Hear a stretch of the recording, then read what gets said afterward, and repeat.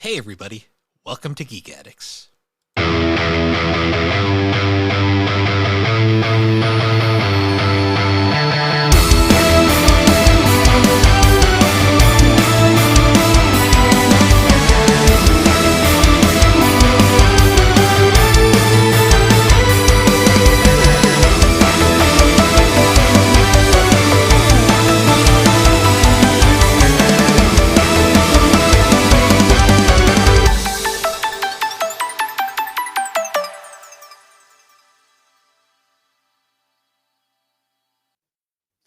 Hello everybody and welcome back to Geek Addicts, the pop ultra, that's great. I already fucked it up. Plus Ultra. Welcome to Geek Addicts, the pop culture podcast where we jump into a well and find ourselves back in the feudal era. But for some reason everyone's voices are different. I am Bill and this is Matt. How you doing, Matt? Oh, I'm doing well. How are you, Bill? I am Tired? tired, drained. I can't talk apparently. It is. I spent a lot of money today that I probably shouldn't have, but that is part of being a psychotic game collector. Yeah, well, you had a busy day today, so you have full excuse today to be tired. Day 1 of 3. Very nice, very nice. Yeah, I guess to start off, I just got back from day 1 of Retro World Expo, the yearly gaming convention I go to every year. Good time so far. Saw some crazy stuff. Bought a few spoils of war, as they say. I got a little pocket Tifa. That's like actual PS1 graphics, Tifa. Yeah, look at she's all blocky. Great. Yeah, pointy boobs. Oh yeah, she's gonna go live. She got an eye with those things. She's gonna go live in the background of the set now. I got that. That was like the one piece of art I bought because I bought games like otherwise. Mm-hmm. Like most notably, my big score of the weekend was on Castlevania Chronicles on PS Nice. There you go. $150, which is actually not bad for this game, in all honesty. Jesus. Yeah, this is like a remake of the first Castlevania, although it's actually like an old Japanese PC game that they just ported to PlayStation. Yeah, but still a lot more than I would have paid for any video game. I mean, this is what collectors do. Also found a 3DO game called Flying Nightmares. Be sure to be playing that in the future. A couple PSP games I found. What Did I Do to Deserve This, My Lord? 2, which is a 2 RPG of sorts. And I got Shadow of Destiny. Nice. Which is a port of a PS2 game that is just wonderful. It's something. I also got another 3DO game. I got Tonk, the pinball game where you play as the ball. Oh, more pinball games. Yeah, we've already covered that one on the show, but I found a long box version, so I couldn't pass it up. And then I found there's another golf game on 3DO. I thought we covered all of them, but apparently not. So gonna have to look into that.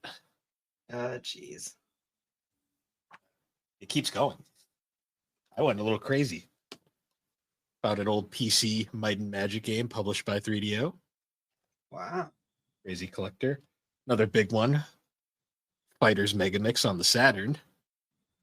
This is it's like a crossover fighter where you can play as a whole bunch of different characters across Sega's different fighting games, including the Hornet from Daytona, USA. Yes, you can fight as the car. It's amazing. Then a few smaller ones. I found this game called River King for PS1. It looks like Harvest Moon.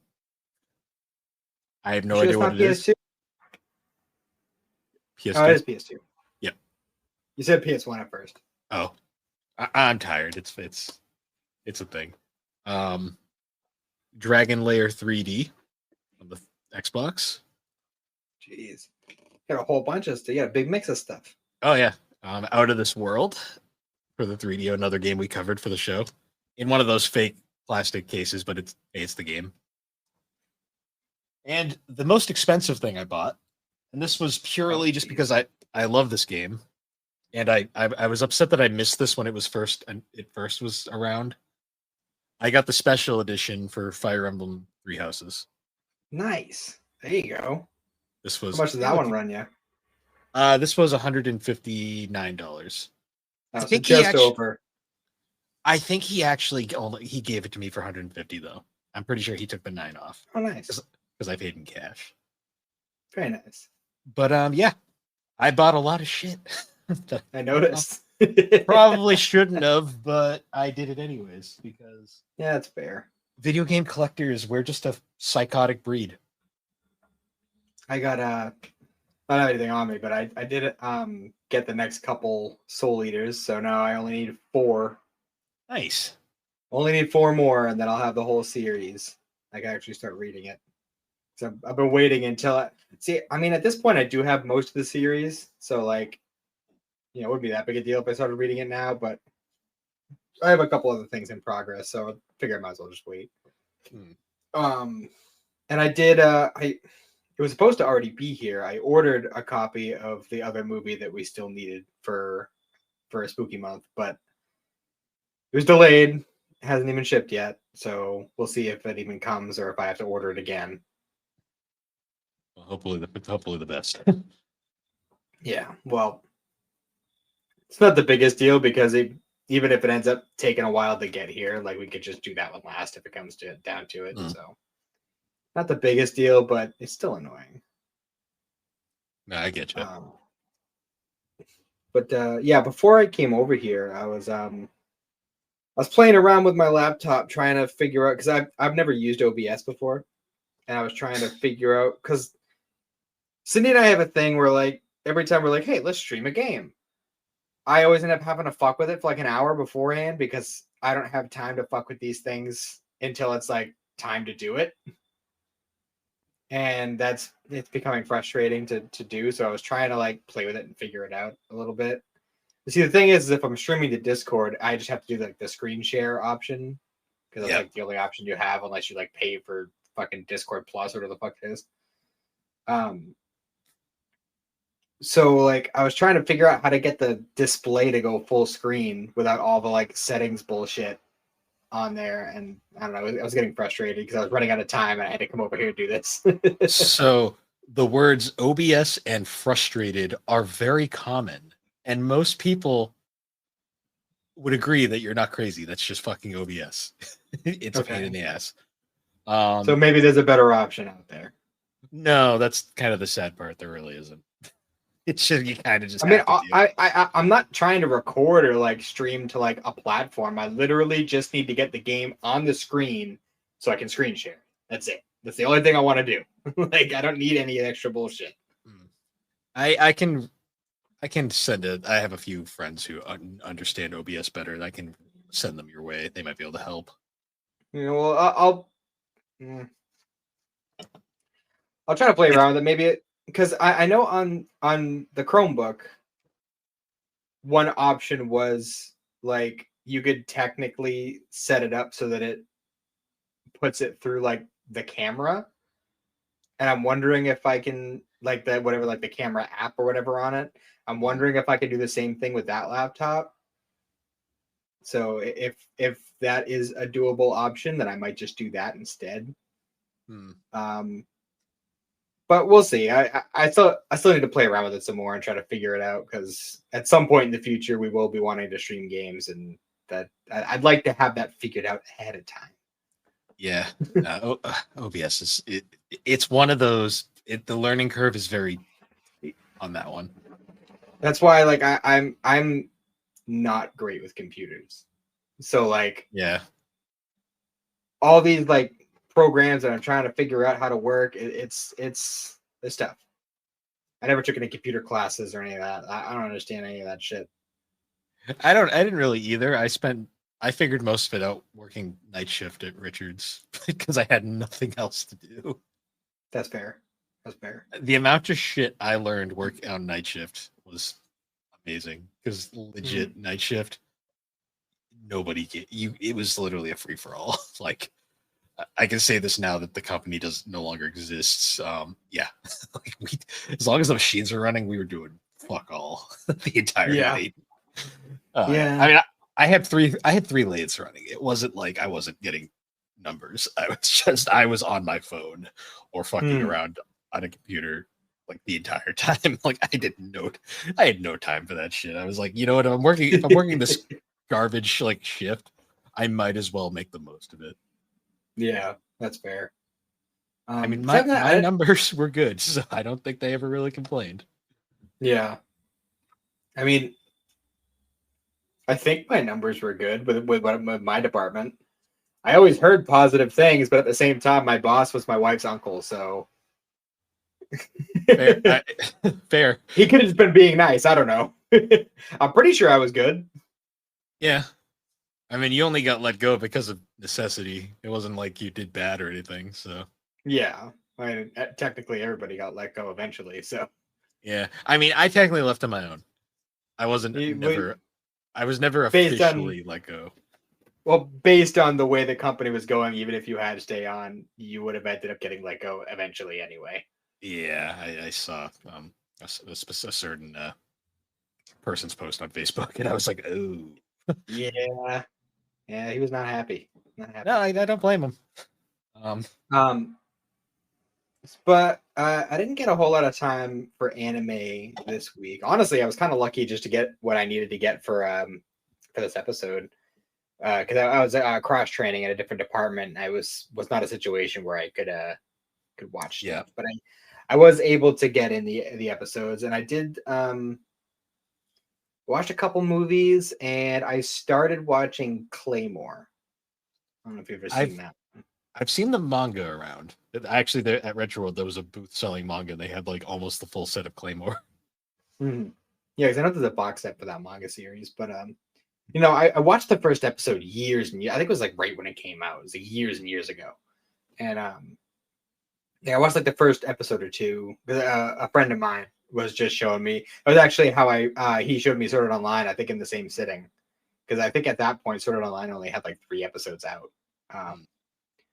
But I don't know. It was one of those things where like I watched the first couple episodes and I liked it. I just never got around to it. I don't know why, but I was just like, you know what, fuck it, I'm gonna watch it. Like it was on my to watch list that I've been keeping track of, and I was like, you know what, fuck it, I'm just gonna go for it. I'm like 10 episodes in, I think, and yeah, it's pretty dark. I've heard. It's pretty dark, but it's entertaining. It's good. Nice. Although I did hear that I don't know how accurate or whatever it is. I think I heard that it kind of does a Blue Exorcist thing where it kind of just makes up its own ending at the end of the season and then just leaves it at that. So yeah. I've been keeping up with the ongoings. Definitely still doing that. oh, I've done that too. Yeah. Yeah, like Sakamoto days. Still loving this Mhm. arc. I wasn't. I forgot how like the twist during that arc. So it's been fun so far. Yeah, I like the one random bad guy who just had like the fucking like mind control visor on. Yeah, like, I was like, oh, this. I forgot this took this turn. We'll see where this goes. he's like, I'm just gonna start killing people. Yeah, that was fun. Dawn to Dawn. We're only one episode left. We got a I know. fucking. I'm Megazord. sad, man. We got a Megazord fight. Dude, the second fucking I don't remember his name, so I'm just gonna call him Bryce Papenbook. The second like they started messing with those like cube things, the nanoskin technology, whatever it was, and he started messing with it. I'm like, we are getting a mech. We are getting a fucking mech. Like it's like, oh my god. Dude. It was it was like a Sentai Megazord, and I was like, hell yeah. And I love that at the end they were just like, all right, how do we make it move? Yeah, it's just like, I can't believe the whole thing with the evil eyes whole bit in that episode is just being cheesy as fuck. I want to kill. It's just like I want to murder. Just over and over. Yeah, and then Momo and what's her name constantly fighting. Yeah, I always forget her name. The chick with the hair. Pink Momo, because that's basically all she is. I'm sure that pissed off some Don to Don fan. I'm sorry. I can't believe only one more episode though. Like the first season, it took forever to get through. This one flew by, and I'm like, damn, I'm gonna miss it, kind of. Yeah, I'm kind of sad, honestly. Like, I don't know, Um, man. I'm at a point now where I'm like, I love the opening and endings for this season. I mean, I hate. It's not a secret. I hated season one's opening, but I love season two's opening. Like, season two's opening might be a contender for opening of the year for me. That's There gonna be are tough. there are other really good ones, so it's gonna be a tough choice, but it's in the list for sure. Kaiju's is so good this year. I'm like, I don't know. I like the. I think I like that last one. year's songs better for Kaiju, honestly. I don't know. This one's grown on me a lot. I know Cindy likes it a lot. I didn't like it in the first episode because they used it as the ending, but since Mm. they started using it as the opening, well, because I love Beautiful Colors, like that's such a great song. Yeah, that one was good. I mean, I'm not even a One Republic fan, but I just like their Kaiju songs a lot. Fair. Fair. Yeah, that's been really good. We haven't got Kaiju or Dress Up Darling. Those are tomorrow. Mhm. Oh yeah, fucking Vending machine. We got another new character, and I was just like, why? Who asked? I'm like, did this show need a big titty goth girl who sings? I didn't ask for this, and no one else did, but it's here. And then it went away, and then she went away, and I was like, okay. We also got a bathhouse scene. This anime really wants us to like ship a vending machine with a big titty anime girl. With a lot of them, actually, but no. Look, it's pretty sad that the guy with the boot fetish is the only guy that's keeping me kind of interested. Yeah, and even then, I'm like, yeah, because we had that bathhouse thing, and like there was a whole joke where like they were like getting undressed, and they were like, "No, we can't. Boxo's here." Yeah, and, and Lavis is all like, "Oh, it's fine. He's just a vending machine." And they're like, "Yeah, but he's a reincarnation of a man." And it's like, what is this? Like, what? Like, I don't know. Like, the whole thing is just a mess, dude. I'll be shocked if it gets a season 3. Shocked. I don't plan on watching a third season if it gets one. So I don't know. I'm a completionist, so I'll suffer through it if it does, but I don't want it to. I dropped Shield Hero, and I just prefer to pretend Shield Hero was a one season masterpiece. Look, there's only one show that I've dropped since we started doing this. Really, in general, like I don't generally drop shows. Period. Like I am pretty dedicated to being a completionist when it comes to shows, and yeah, there's only been one that I can think of in the past like 5 years that I've done that with.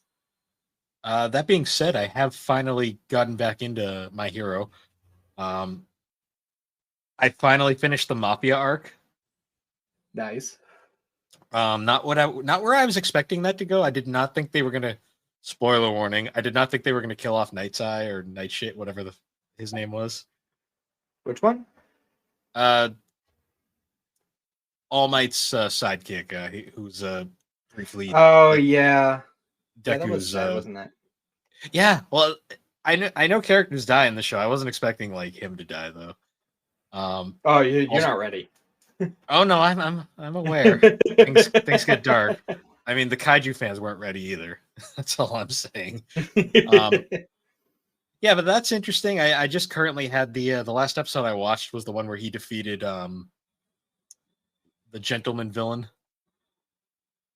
Oh, calling him a villain is a stretch. I mean, yeah, I know, but he's like a villain the way Isaac and Miri are villains. Very true. I actually got that vibe, but you know what? I kind of liked him for that because he was actually he was a fun character. The fucking mafia guy just pissed me off the more he was on screen. That's why I did not. Me too. Bad. Me too. I honestly that's a big reason why I was kind of like lukewarm on that arc. I liked the action. I loved the fact that Deku finally got like farther. Like I like when he's actually growing as a character. Mm-hmm. But yeah, that guy fucking. I was just so over it by the end because it was like really this guy. Yeah, The I'm with you. I think his season 5 is when it starts like kind of really ramping it up. mm, his I will say his fate at the end of the arc was very worth it though. I was like, oh, that's dark. For sure. Um, I was and, pretty sad about what's his face, the phasey guy. oh, Lemillion or whatever. Yeah.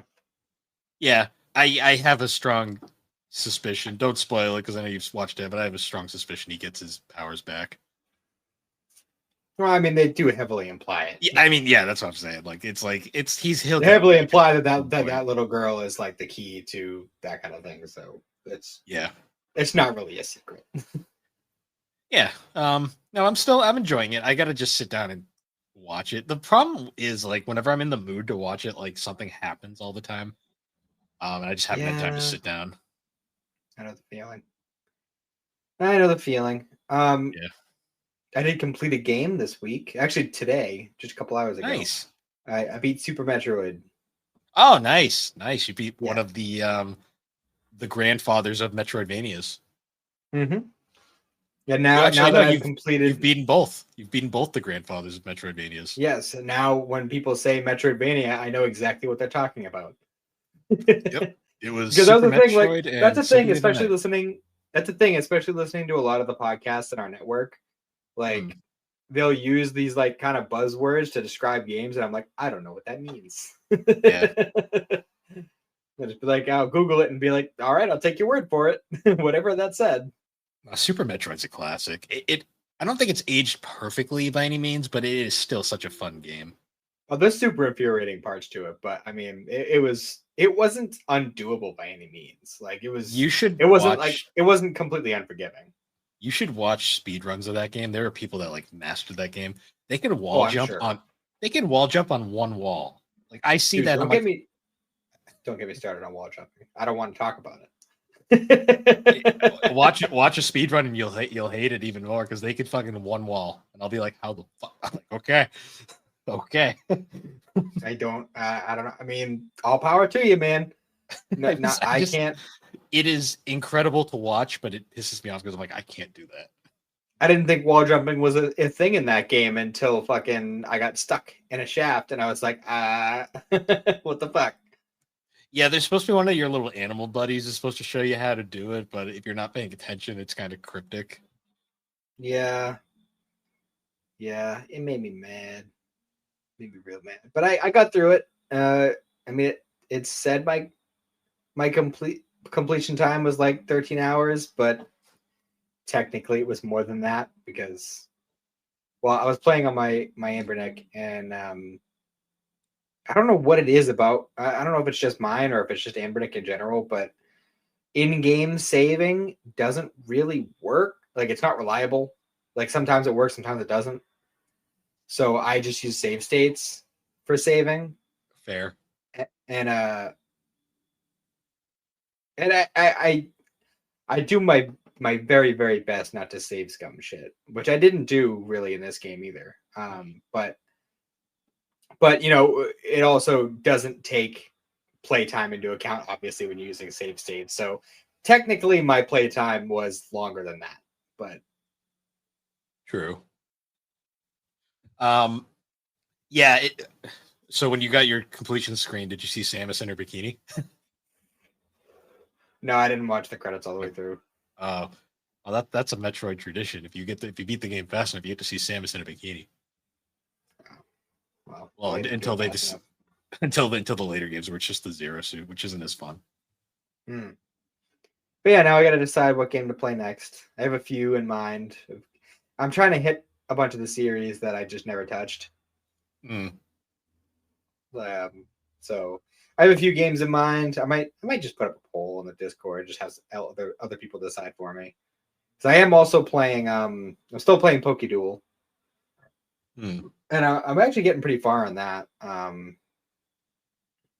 might have figured out a way to get the other starters because the Safari Zone in Fuchsia, it's just a bunch of toon monsters.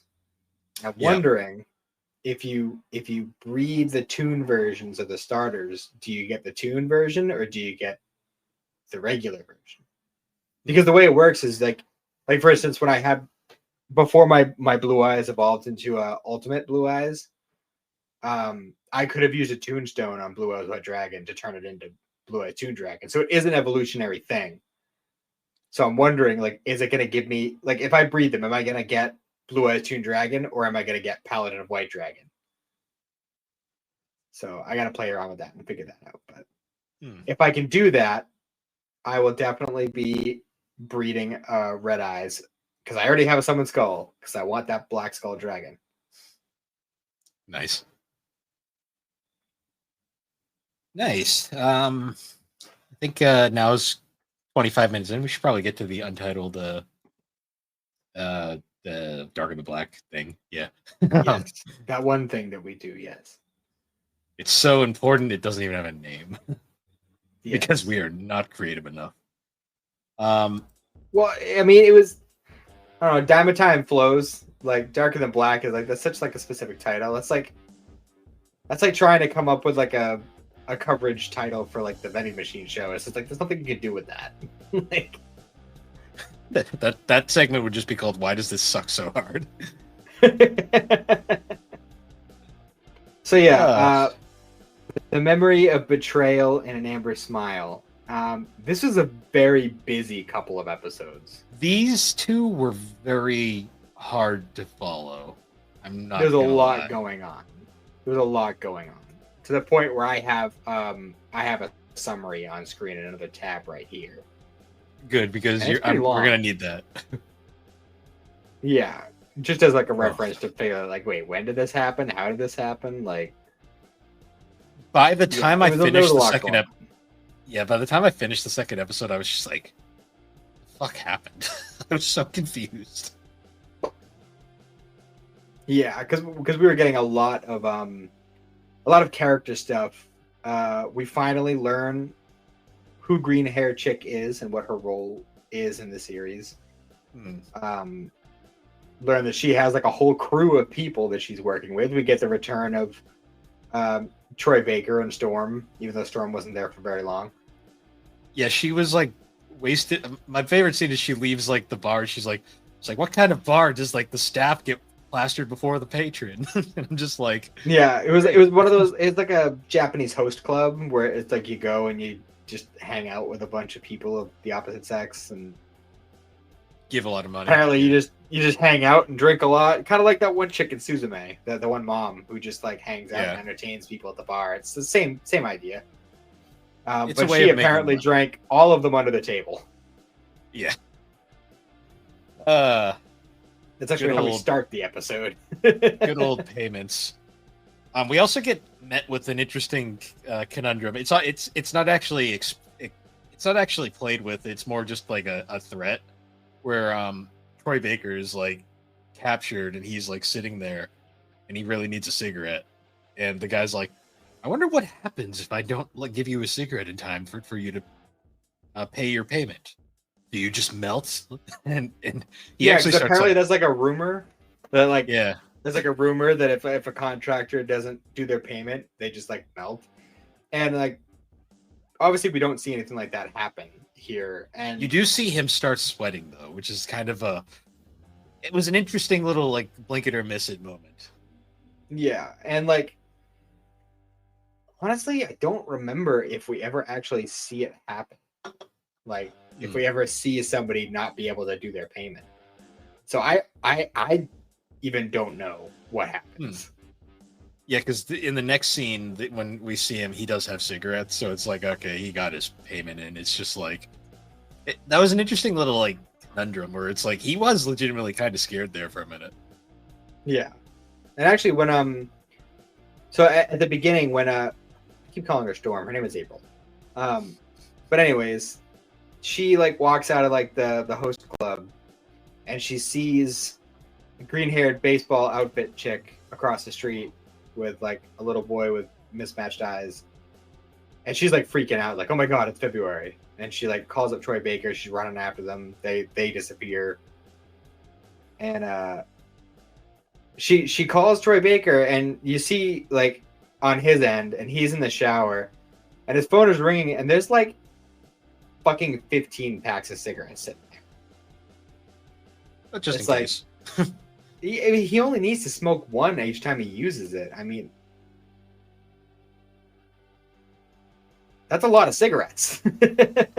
I mean, do you want to buy them all in advance like that? Because they're just going to get stale and taste even grosser.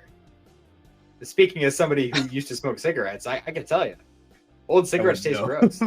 I would know. So old cigarettes taste even grosser than regular cigarettes.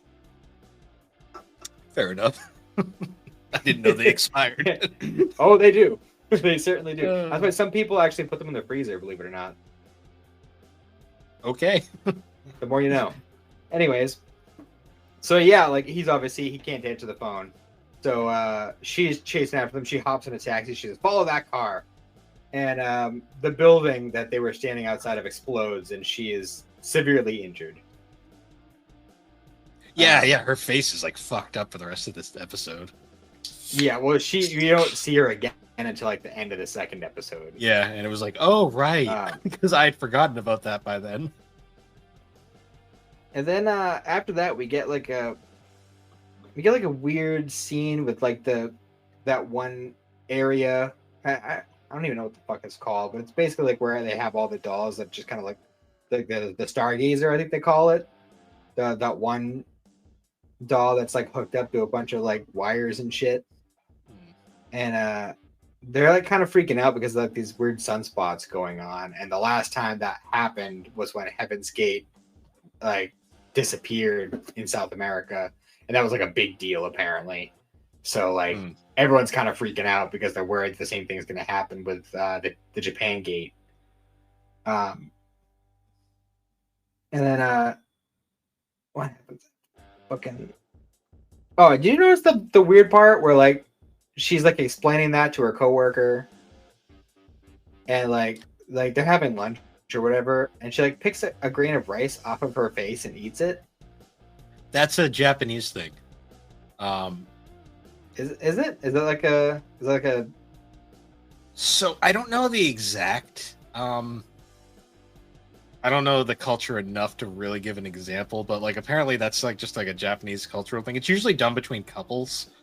Like if you notice in I think back to like Dragon Ball Super actually, there's a scene where Goku and Chi-Chi are talking. It's like when Goku's having his weird like his powers are fucked up after he did his like Kaioken blue thing. Where his instant transmission doesn't work for a bit. And there's a scene where he's going to town on some rice, and like Chi-Chi's concerned about him, and he stops eating for a second. He's got a grain of rice on his face, and she grabs it and eats it. It's just a Japanese thing. Huh. Oh, okay. I've noticed it's in a few animes. I've noticed. So maybe it's like a what's the word when you do something because it's like a bad luck thing. I don't know, to be honest. It was interesting. I forget the word for it. It always sticks with me because It's a superstition. Maybe. Yeah, I just always remember that because it's like it's appeared in a lot of animes, and I the Dragon Ball Super one always stuck with me because I was like, oh wow, it's a Goku and Chi-Chi scene that's actually kind of heartwarming. It's rare these days. No kidding. So yeah, then we get a scene with Hay walking on the street, and the little boy who is standing with green hair girl is back at the scene of the crime, and he's trying to get something out of a tree. It's like a necklace or something with like a feather in it. And Hay pulls it out for him and gives it to him, and he says this thing. He says like he says it's good luck. I hope it always makes you smile, or something like that, which is a really weird thing to say to someone randomly that you've never met before. It makes sense later, especially the kid's reaction to it. But and the kid's also super awkward. Like he's like, "Thank you, sir." That's what you're supposed to say in this situation, right? Like he doesn't understand like basic etiquette. Which we learn is actually the case, that green-haired chick has been teaching him etiquette because apparently he doesn't know to say fucking thank you when somebody gets something from the high shelf for you. I don't know who the fuck this kid's parents are, but it's not important. Not important at all. But Yeah, so they have that little exchange, and then he's like, "Oh, what was it doing in the tree anyway?" And the kid gets super awkward about it and just kind of like starts to slink away. It was really awkward. Hmm. Um, and what happens next? Yeah, so he ends up meeting up with Huang and Mao, and they're like Yeah, talking about. Mhm. yeah. This scene, if it's the one I'm thinking of, I think you might be thinking of a later one, if my probably the memory is later right. scene then. Because he meets up with them and they're like talking about the explosion. They're like, "Oh, it looks like it was this. It looks like it was the um, MI5 or MI6, whatever it is." And it looks like it was them and this and that. And like they shows him the picture of April. He's like, "We think it was her because she was there and this and that." And I mean, obviously, we know that that's not the case. Because and then almost immediately after, the British embassy explodes.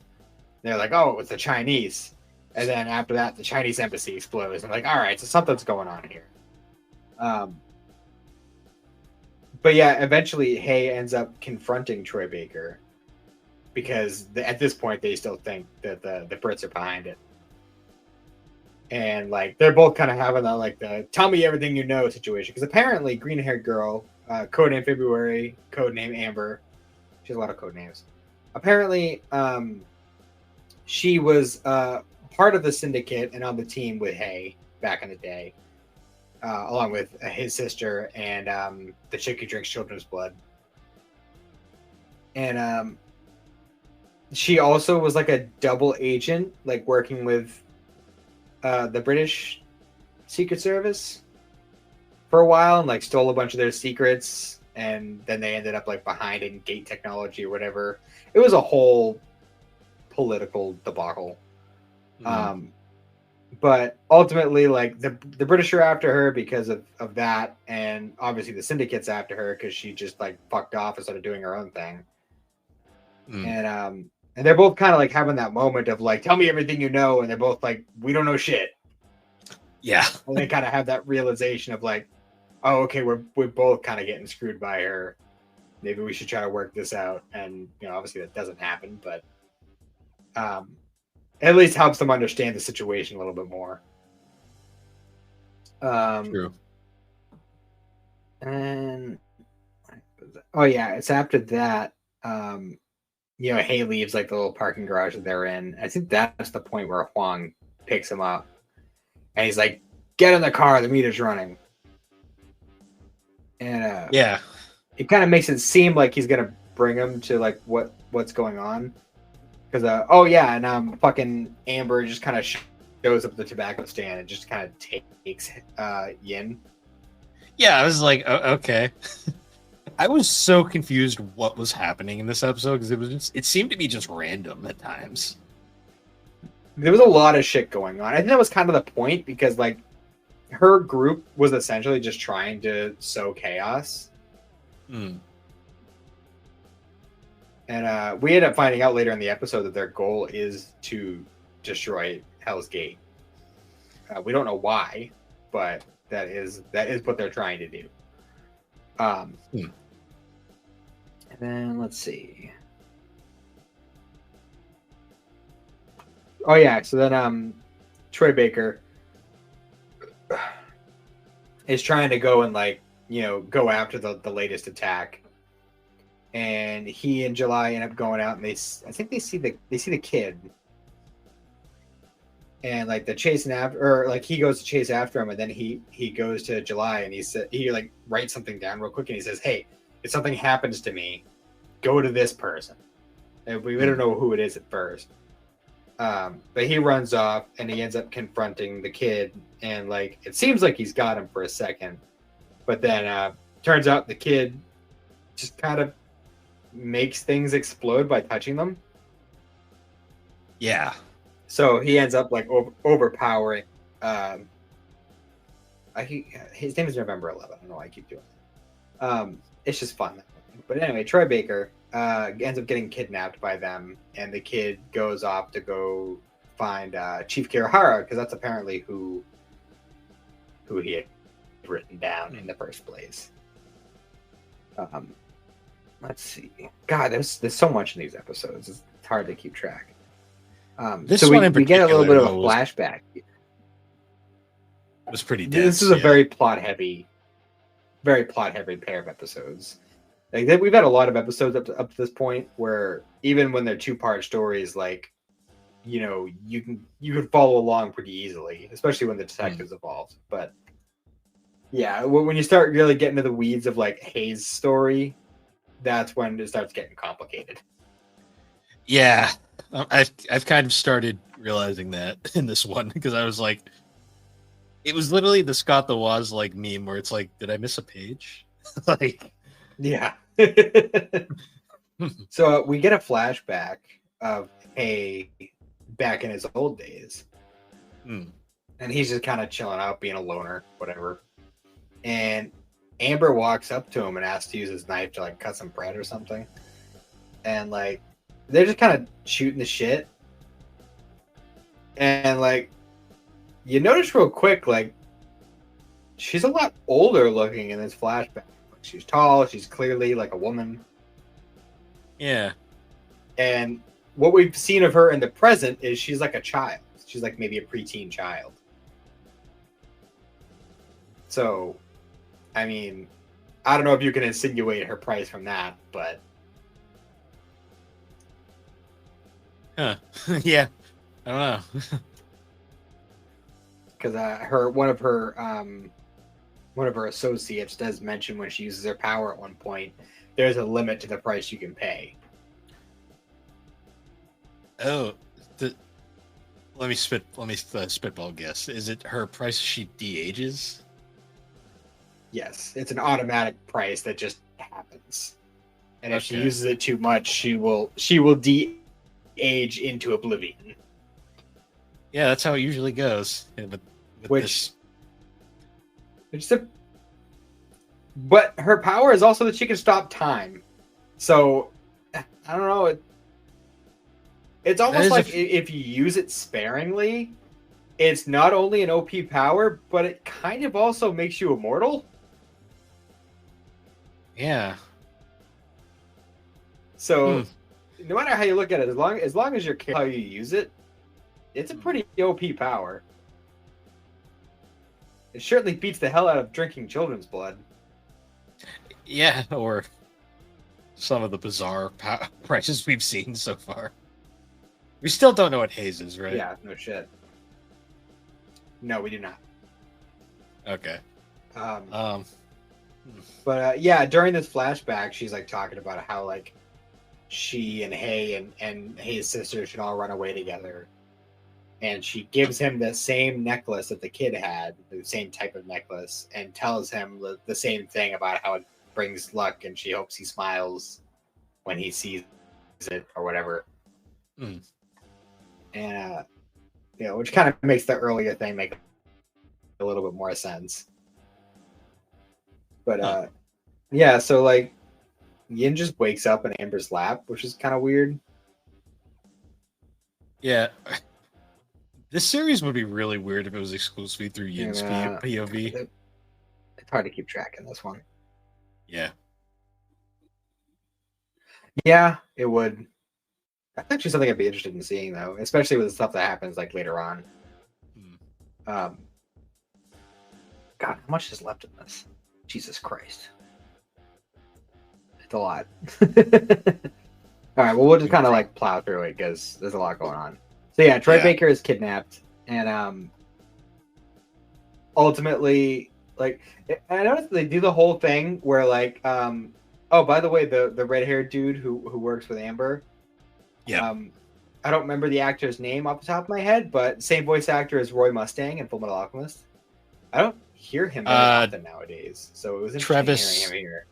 Travis Willingham, he's mostly a game or a big production guy now. Oh, okay. Yeah, because it doesn't say, like, I used to hear his voice like in like stuff from this era a lot, and I like. So I know he played Mustang. He played Ace. He played Ace in One Piece. I believe he's Like he's been married around. to Laura Bailey now. Mostly does game work now. Really? Yeah, Well, maybe that explains it because Laura Bailey kind of fucked up too. Oh, by the way, she plays Amber. I noticed that too. Yeah, they're all big. They're big Yeah, union she has a very actors now. distinct voice, so it's easy to tell. Yeah, they're So they ain't fucking with Funimation. I see. Well, no, they will depending on the thing because you got to remember Laura Bailey came back for Fruit Baskets because she loved the character that much. That's true, and she has come back for Naruto's mom occasionally. And I believe she came back. Well, Didn't that's she come back as Keiko in the OVA? she did. Naruto's mom's different because that's a different studio. So I believe they're a union studio.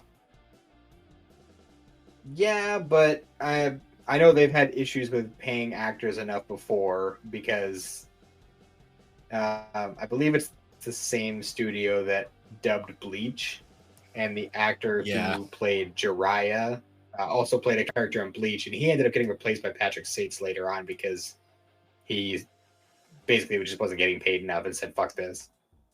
Yeah, I think they're union these days, or at least they're open to union stuff. I know funny, crunchy, whatever. They're not, and it's been a thing. So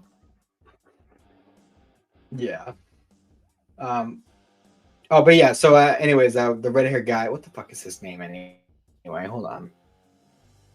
His name is.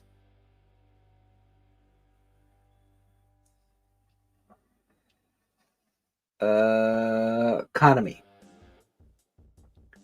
So yeah, Economy actually starts giving November 11 like his whole spiel about secondhand smoke.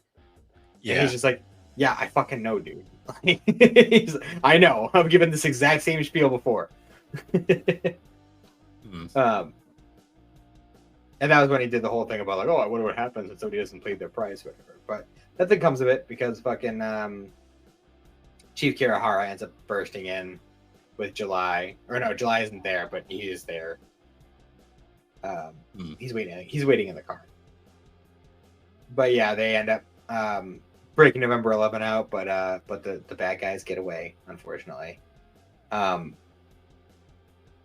Meanwhile, Hei is trying to get to where Amber and Yin are, and Huang picks him up, and like he thinks that they're going there at first, and then eventually he's like, "Wait, we're going the wrong way." And Huang's yeah. like, This came out of kind of nowhere. he takes him to like a warehouse, and he's like, "Yeah, Syndicate told me." Yeah, he's like, "Syndicate told me that you're not supposed to go anywhere near her, so you're not going. We're staying here." And he's like, "Fuck that, I'm out." And then he shoots him in the leg to keep him from leaving. Yeah, I don't know what Huang and was they kind of have like a little thinking bit of a there. scuffle there, and no, I don't know.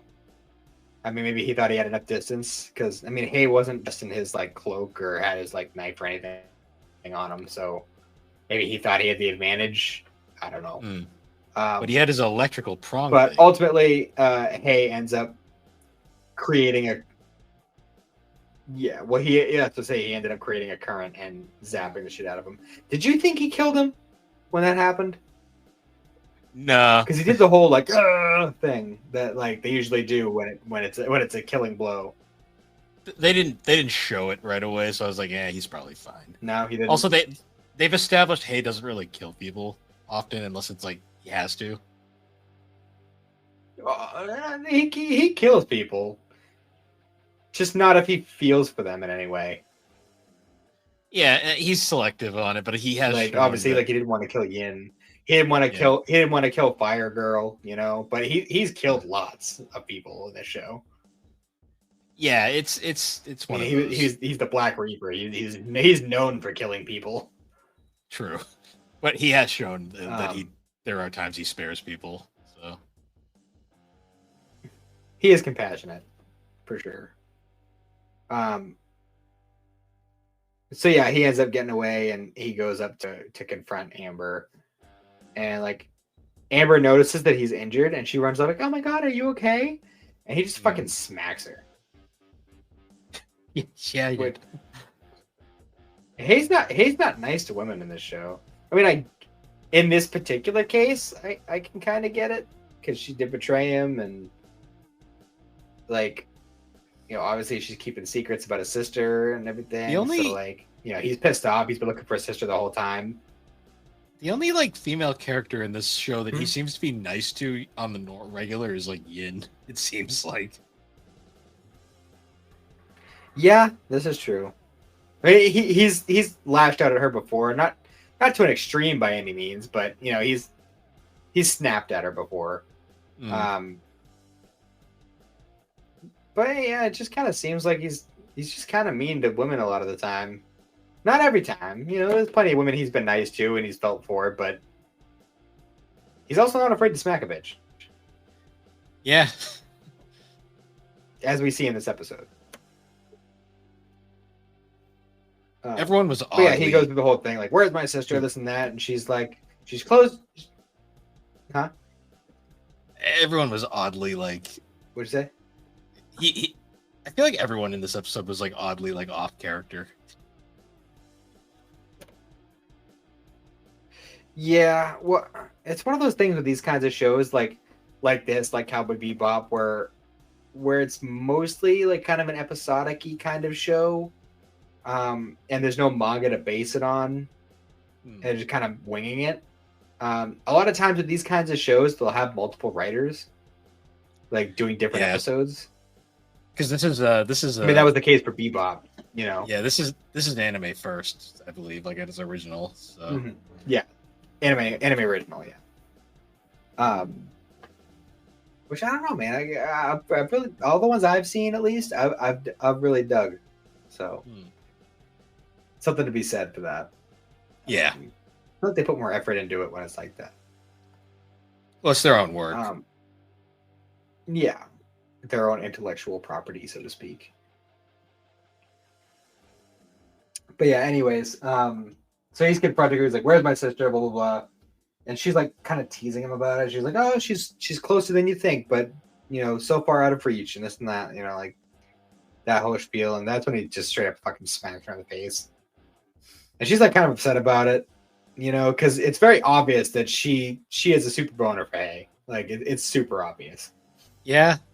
But ultimately, like a bunch of shit ends up happening. Like fucking her red-haired dude ends up popping up at one point, and Chief Kirihara even pops up at one point.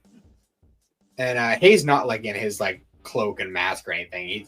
He just has his back to her. So like, when she comes up, so it's like one of those like, oh, is she gonna find out?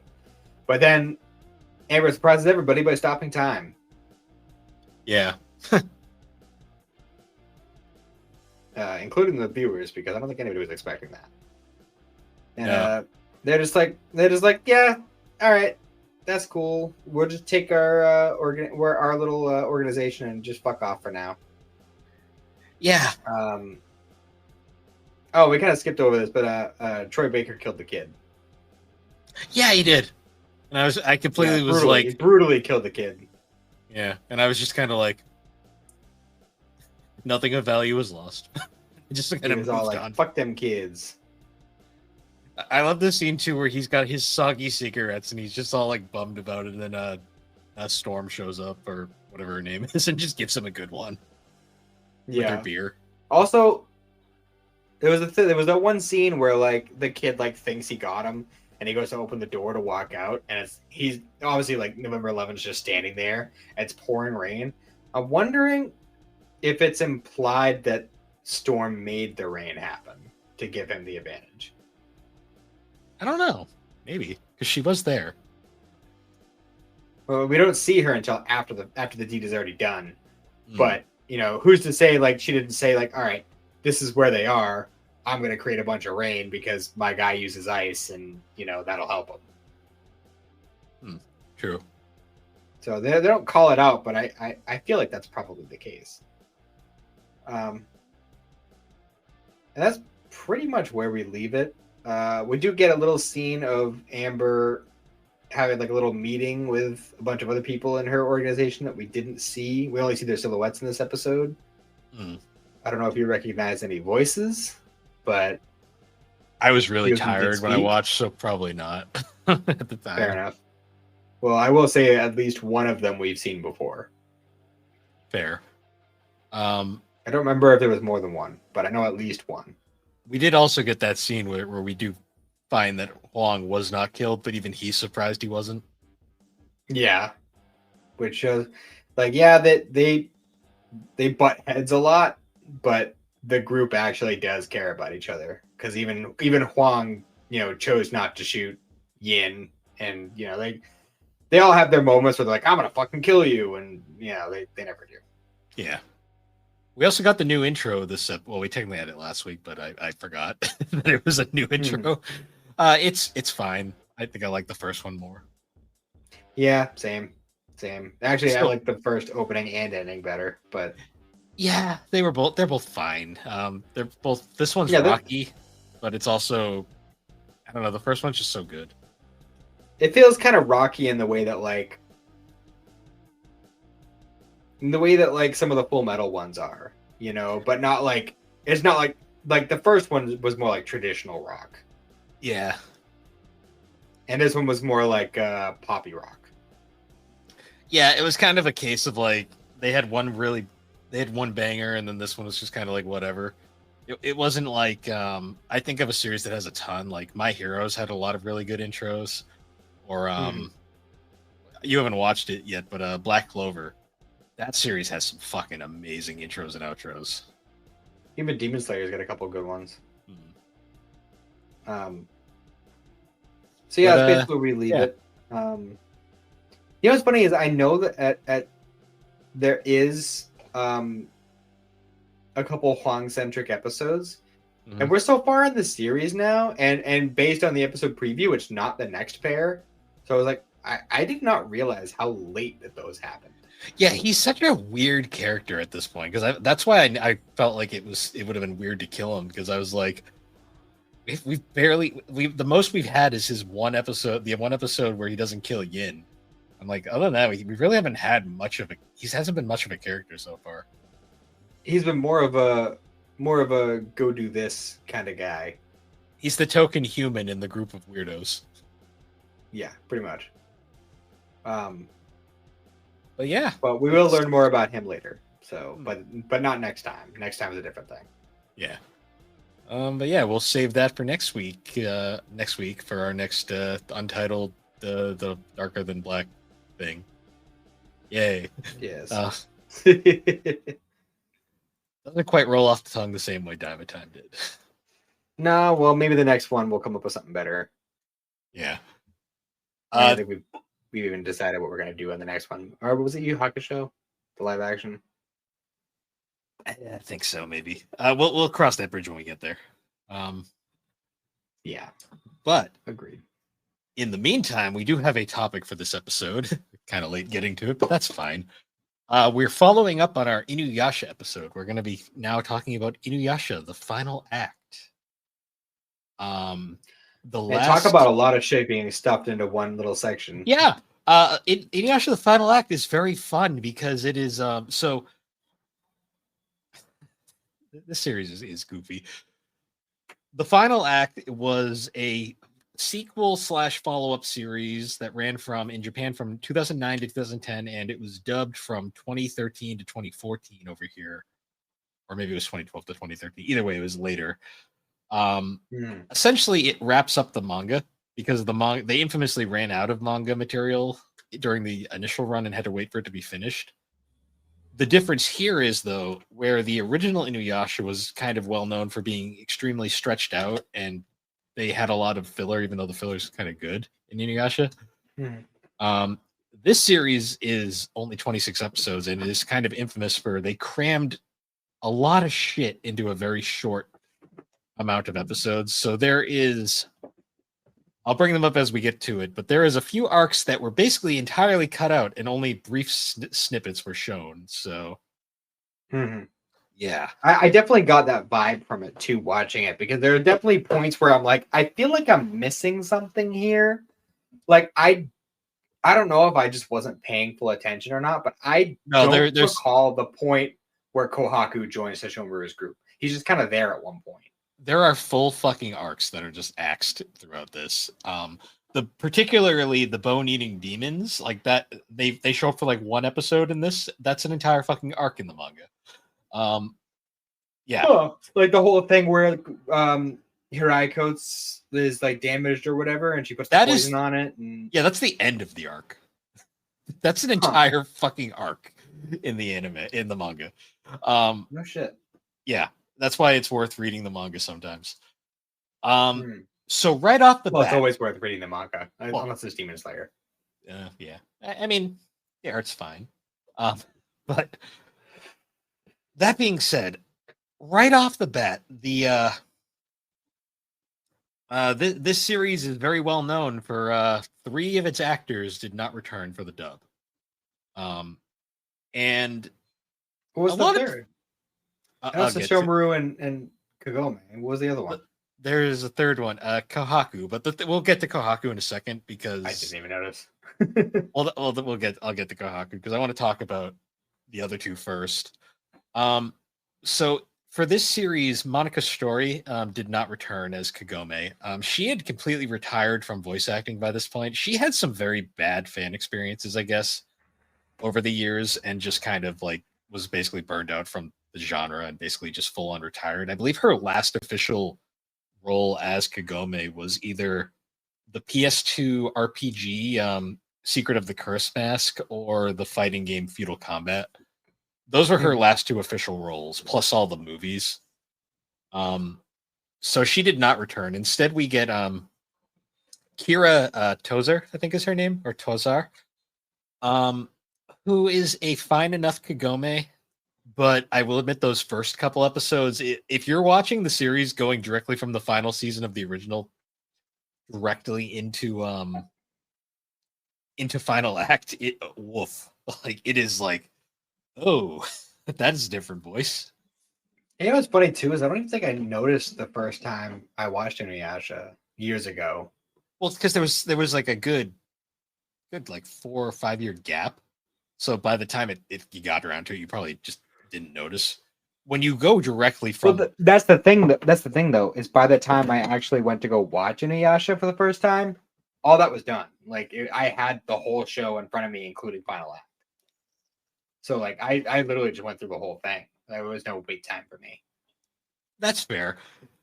It might just also be like if you don't know, it's harder to notice. But when you actively know it's a different voice and you listen, like, because like early in the series, there's a classic like Kagome in like the real world, like school, and Inuyasha shows up, and she does a sit boy, and it's Monica's Story had a very distinct inflection when she said sit boy, and it was very notably different. Like the first time we heard Kira say it.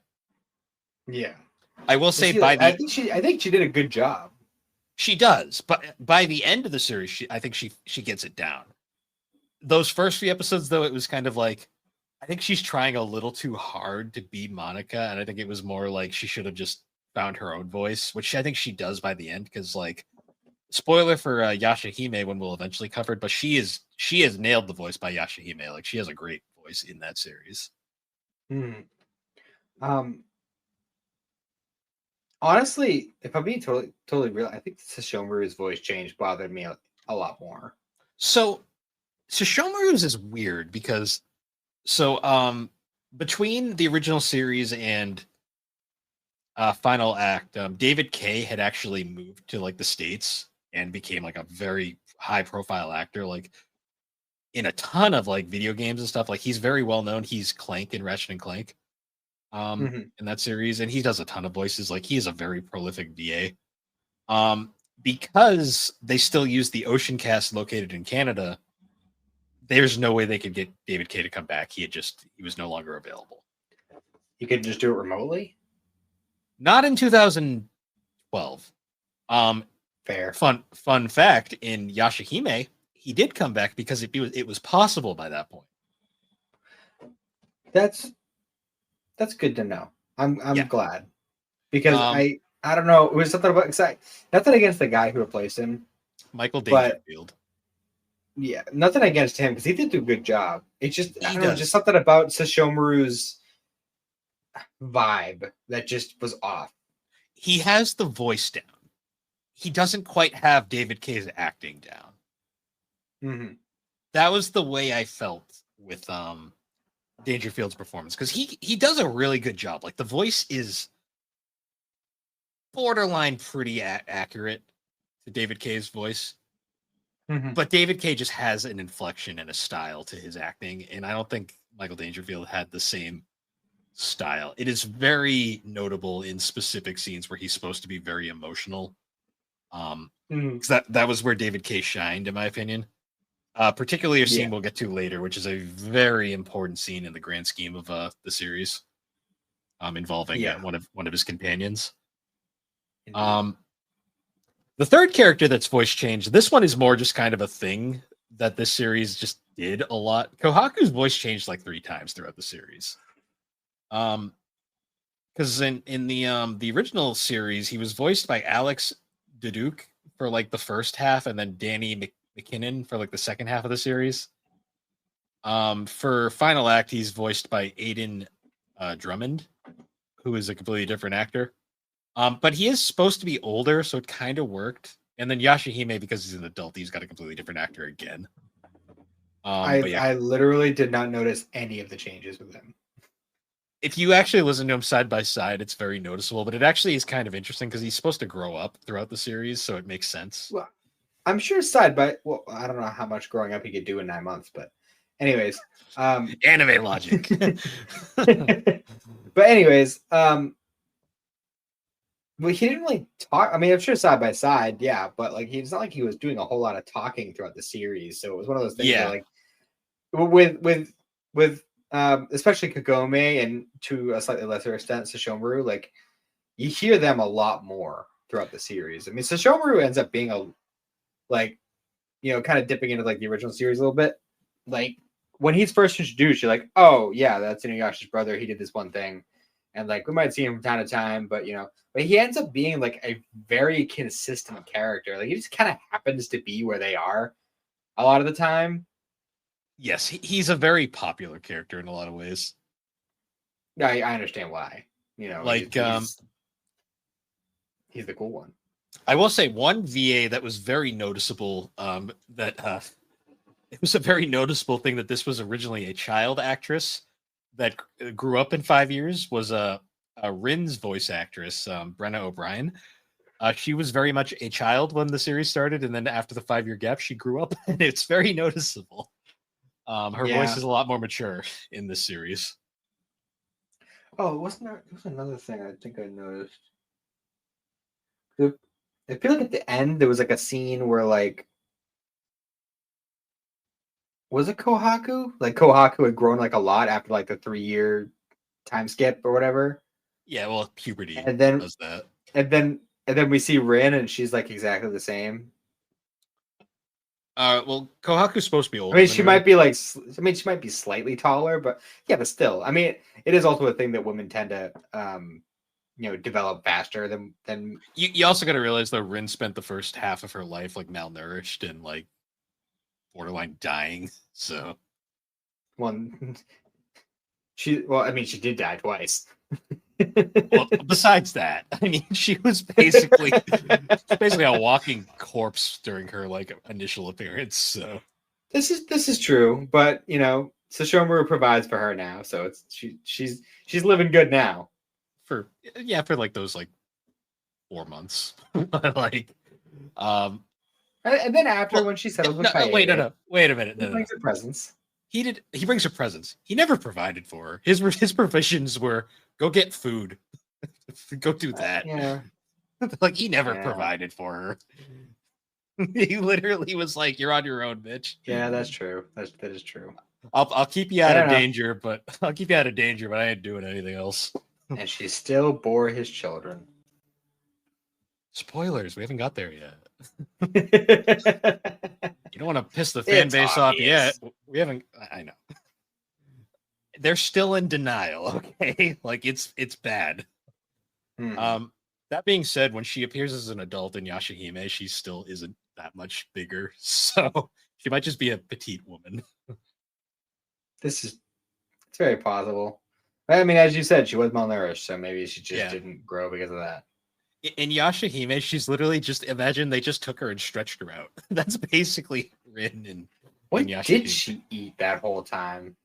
I can't see her hunting. Like, Not much. I don't She know got how much she knew. I don't know how much she knew about gathering at that point. well. She was able to What get was those she fish. eating?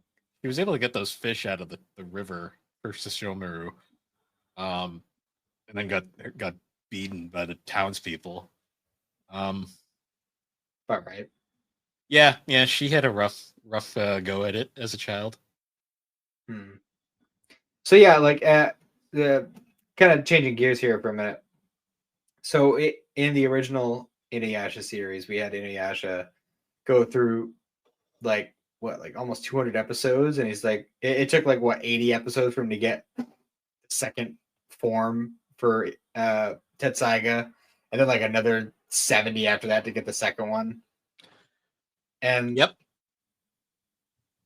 And then he just like back to back, he's just like, bam, I got one, bam, I got one, bam, I got one in the final act. It's just like kind of happens like all at once. True. Although to be fair, like in the first series, he gets Red Tenseiga, and in the Adamant Barrage one, in this series, he gets the weird scaly one, which let's be real, that thing barely gets used. And then he The demon vortex. yeah, and then he Which fucking totally makes sense. yeah.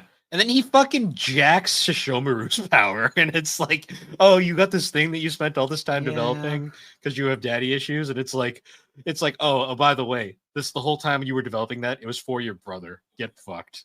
And I was just like, Yeah, damn.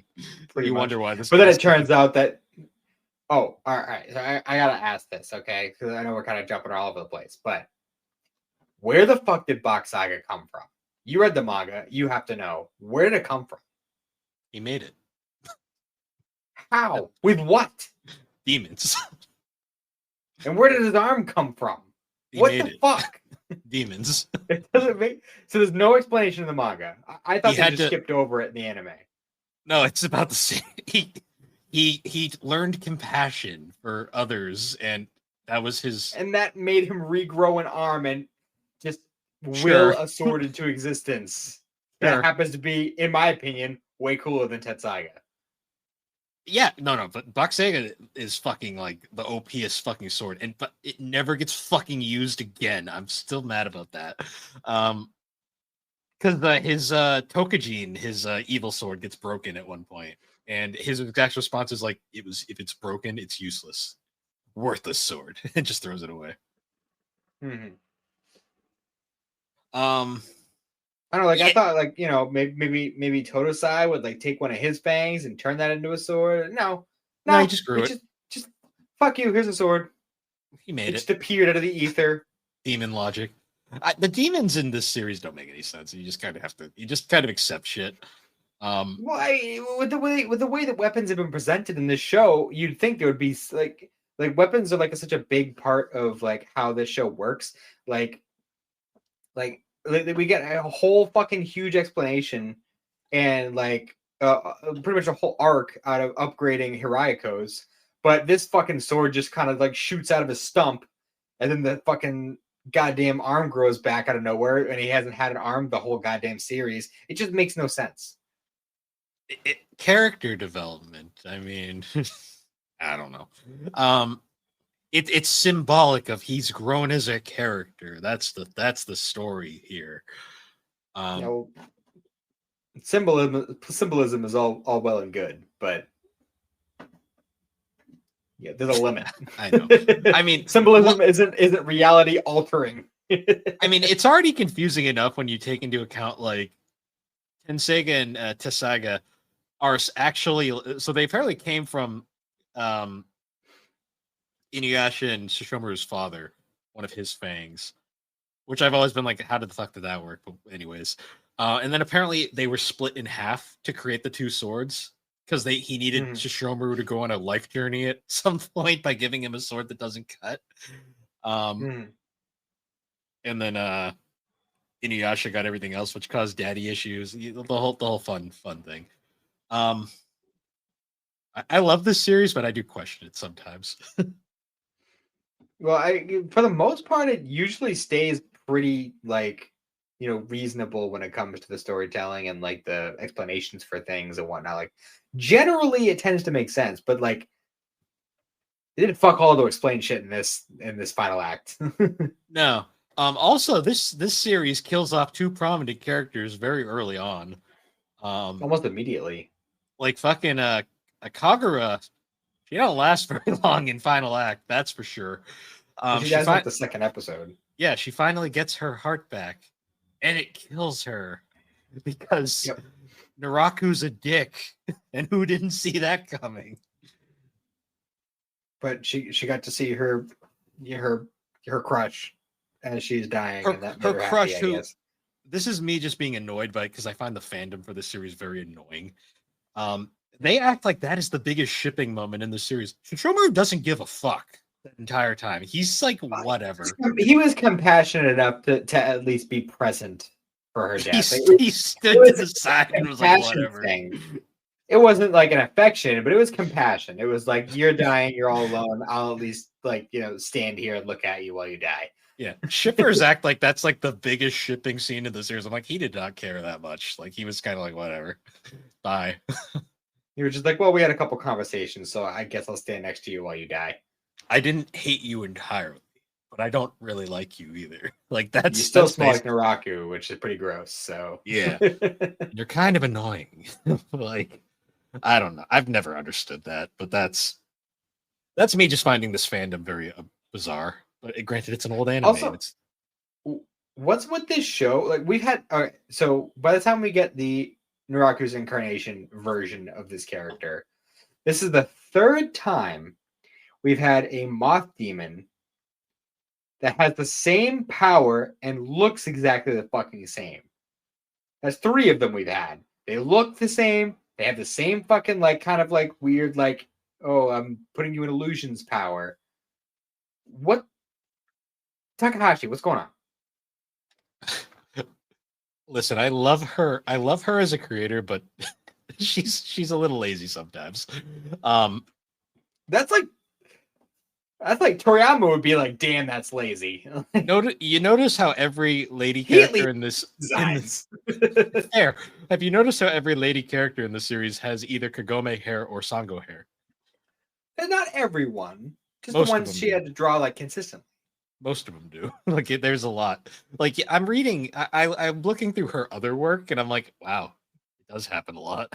Like, I mean, yeah, if you compare like multiple series, yeah, but in this series, she stays mostly buried. Yeah, there's a lot of Sango hair though. You see that hair a lot. That's fair. And I mean, Kagome and Rin are basically the same character, like design, aside from the little ponytail. To the point where, like, not to jump too far ahead, but like when I did watch season 1 of Yashahime, we saw that one scene of Rin and like stasis or whatever the fuck it was. I thought it was Kagome. Well, because she doesn't have her pigtail anymore by that point, so it's like you can't even tell. But I just saw the one little bang poof and the long black hair, and like, oh, it's Kagome. What's she doing here? Because it's always been about Kagome the whole time, And like, I get it. This is about a show about Shishomaru's kids, so it would make sense that their mom would be the one that is focused. But like, she doesn't have any fucking powers. Why is she the one in stasis? That makes no sense. Well, I can't say anything because you haven't seen season 2 yet. Well, yeah, I know there's more to it. I don't know. I'm just sharing my thoughts when I watched it the first time. So, fun fact: in the manga version of Yashahime, which is significantly different, her, Kagome, and Inuyasha are all together in stasis because they actually made it make sense. Like, it actually makes goddamn sense. The manga is like the Dragon Ball Super for Inuyasha. It's even more drastic. Like I'll give like the super manga for Dragon Ball it does some things differently, but like for the most part it's the same. And I don't think one is better than the other. I think they both exist in an equal state of being good. Yashahime manga, I like the anime well enough, even though I think it has problems. The manga is like, wow, they actually thought this through this time around. Oh, and just because we brought up Dragon Ball Super, I was just thinking about it the other day, and I'm like, I'm so fucking thankful. I'm thankful and also disappointed, but mostly thankful that Daima is just the one and done season. So I don't have to buy fucking 11 more sets. Yes, I know. Because I I'm know. gonna buy the set. I mean, it's just I I know. don't want to have to buy fucking a million volumes. Same here. I mean, I bought all 4 fucking DVD sets for Yashahime. I'm like that crazy with this shit, so I get it. You bought all the But, Naruto DVD sets before they started doing the like 30 episode sets. I know, because I didn't think they were going to. I didn't think they were going to either. I was And surprised. they weren't fucking available on streaming anywhere, so it was kind of like I had to. And then of course now it's all fucking almost all on streaming. So Oh, it is. It's all on Hulu. All of it. yeah. Well, it's gonna be Dub. Disney Plus on Disney on Disney Plus soon because Disney Plus ate Hulu, or is going to eat Yeah. Hulu. But yeah, going back to Final Act, so they kill off Kagura very early, which to be fair, nothing of value was really lost. I'm not the biggest fan of that character. I'm going to say it now. I mean, I don't mind. I don't mind Kagura. I mean, she's kind of like a villain. Like she reminds me of like a villain version of like Faye Valentine. Like that's the kind of vibe she gives. Yeah, from that, yeah, I just found her shtick very annoying after a while. It's like she'd just show up, be obnoxious, and then fly away with her top ripped off for some reason. I'm like, okay, bye. Because boobs. Well, you know, Takahashi liked drawing boobs. I don't know. She drew boobs more than fucking Toriyama did, and he did quite a bit in the manga. Yeah, but no upskirt shots. No upskirt shots. That's a specific mandate in any Rumiko Takahashi like product. No upskirt shots. Yeah, I know. Which, speaking of that, we with segue actually is one in this series. You don't see it, but it happens. I'm blanking. So when they're going to fix Hiraikos and they go to visit the drunk demon guy, he flips Kagome's skirt at one point. Oh yeah. And Inuyasha almost kills him. I like him. that guy. He was fun, but I was like, oh wow. Like I'm like, damn. Yeah, there's a lot of like just kind of like, oh, let's go talk to this guy. He'll help us. I like that all the characters get an upgrade before they do the final fight. Yes. Like, you know, Sesshomaru gets Box Saga, Inuyasha gets the Medo Zangetsuha. Yep. It takes a little while, but Kagome does get her spirit energy back, or like her full spirit energy unlocked. Moroku, he gets the fucking Oxycontin, where the fuck it is. It's the pain reliever. Yeah. And Sango gets the upgrade. I think Sango got the biggest upgrade out of everybody, honestly, because Hiraiko's fucked everything. Like, I know, and you haven't even seen her upgrade in fucking Yashahime yet. But I'll save that for later. No, because she's fuck all in season 1. Don't worry, season 2 makes up for it. Season 2 makes up for a lot of the problems season 1 does. Fair. But yeah, there's that. Also, Kikyo comes back and she also dies, and we get that really. Yeah, she comes back for a little bit. and then dies again, and her and Inuyasha have that scene that I'm just like, this was so necessary. The anime really kind of was. Yeah, and it's more just because how the anime handled her. The manga, it's much better. I get that. The manga handles that a lot better. In the anime, you're just so fucking tired of her by this point. You're like, God damn it. And Inuyasha. Well, I mean, oh god.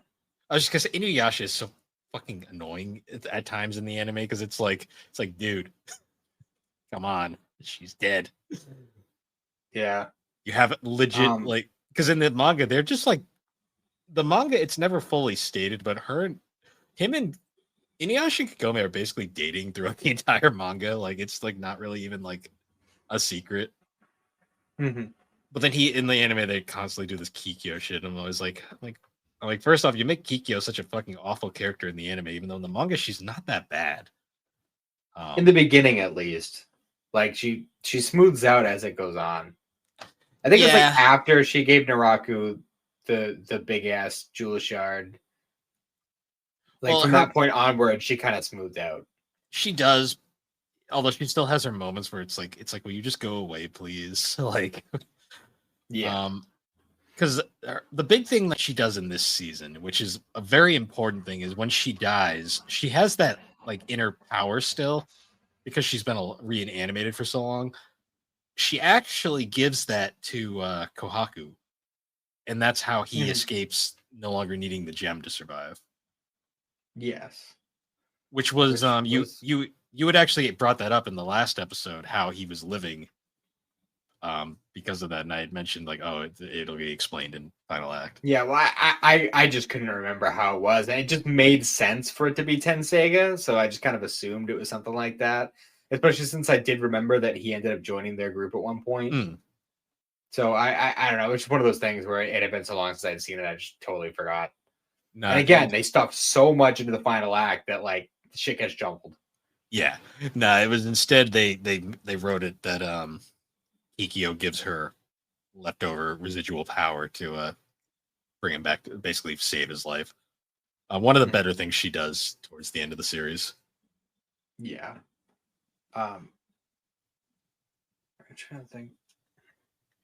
It's weirdly paced, the final act is, because like the early episodes are kind of, they go to that whole episode of the week formula that the series had before. But by the time we get to the first major arc is the whole Medio arc where we kind of figured that out.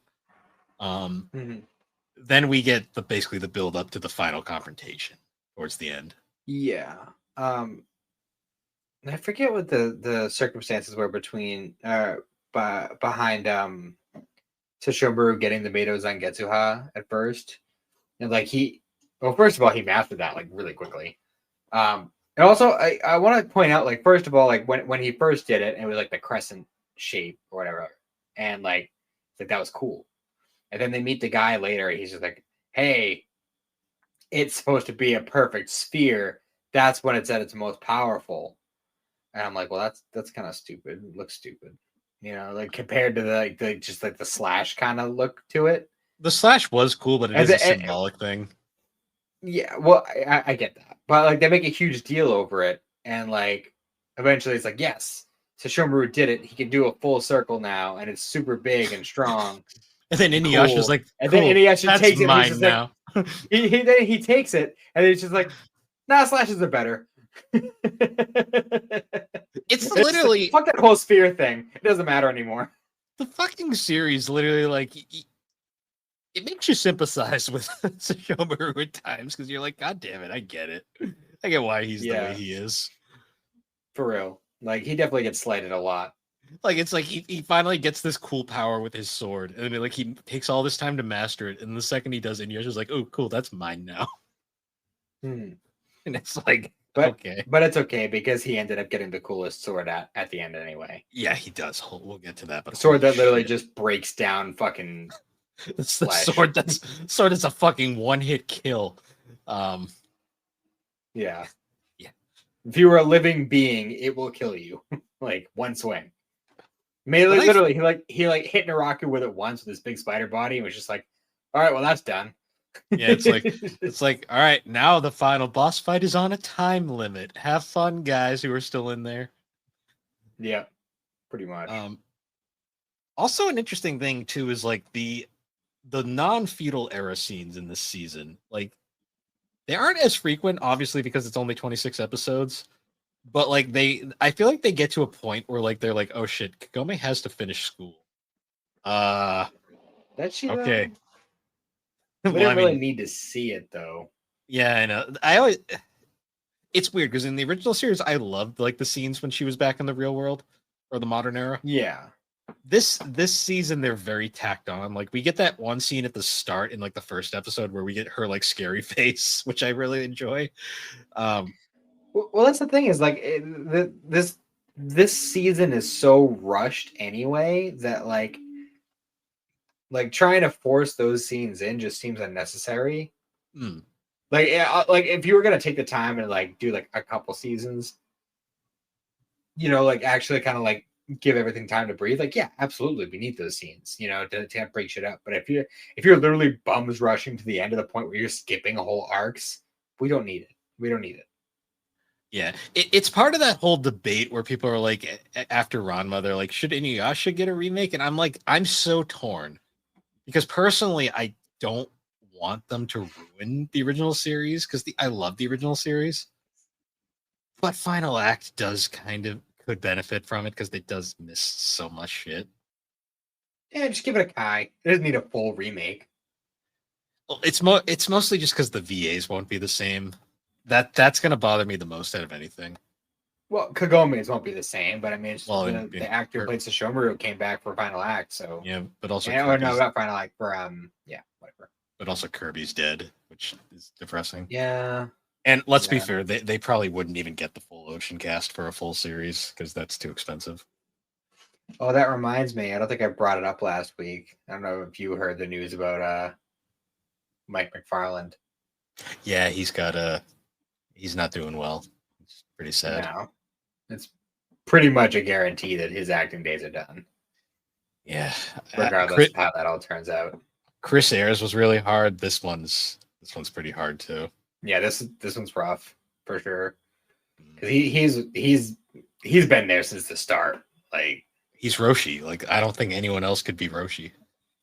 It's not even just that. He's Roshi. He's fucking a lot of characters, but yeah, I just think Roshi he's been around. Roshi's the one I think of right away. Yeah. Yeah. He was the monkey in Fruit Baskets.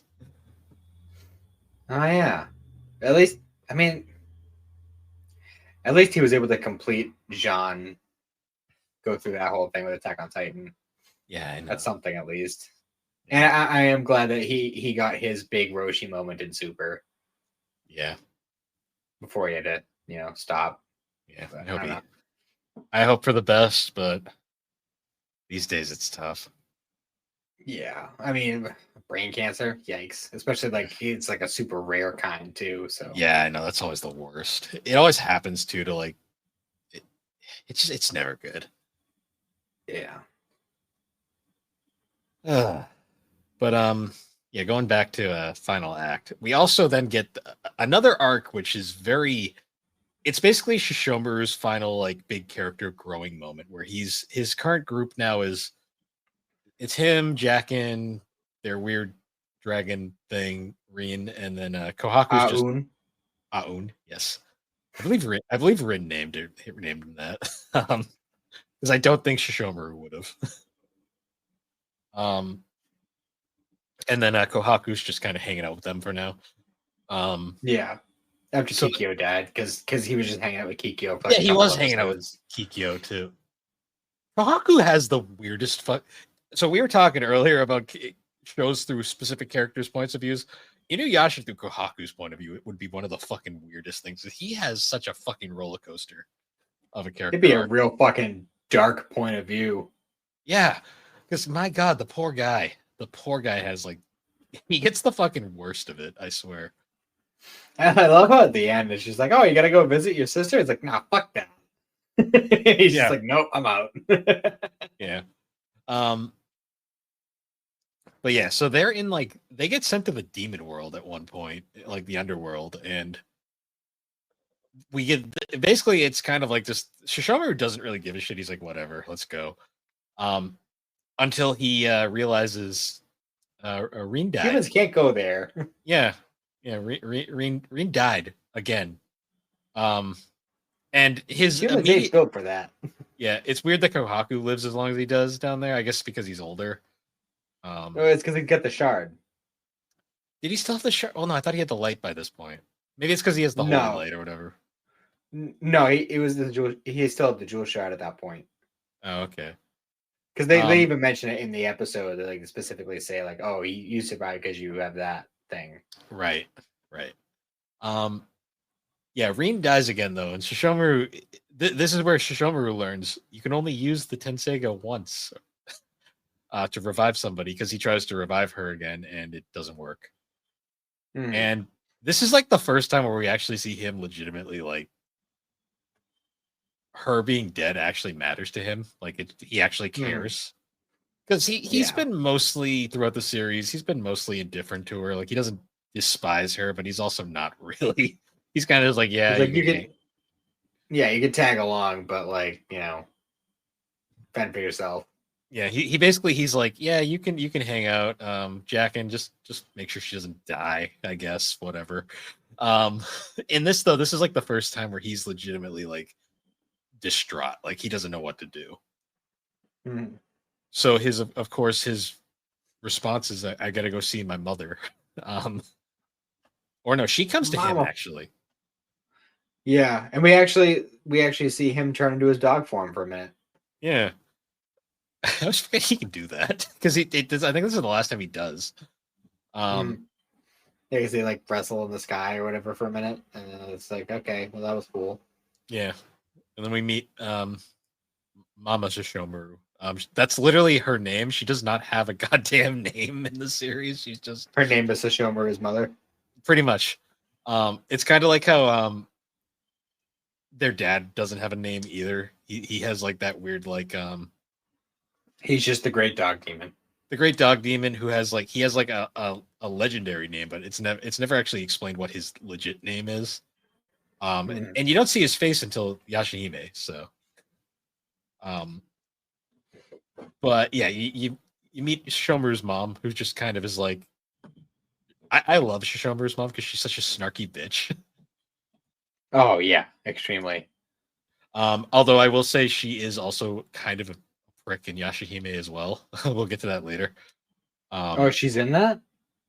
Yeah, yes, she is. I'll spoil this now just because it's kind of it's fucked up. There's a scene where the girls have to go meet her, and she's kind of like standoffish to Toa and Setsuna, but like Well, I'm sure. there's a scene where Moroha says something, and she just fucking like wants nothing to do with Moroha, just ignores her, and I'm just like, oh, she's bitter. She's bitter. Like Makes sense. it's like, ooh, okay, it was bad. Yeah, that scene happens, but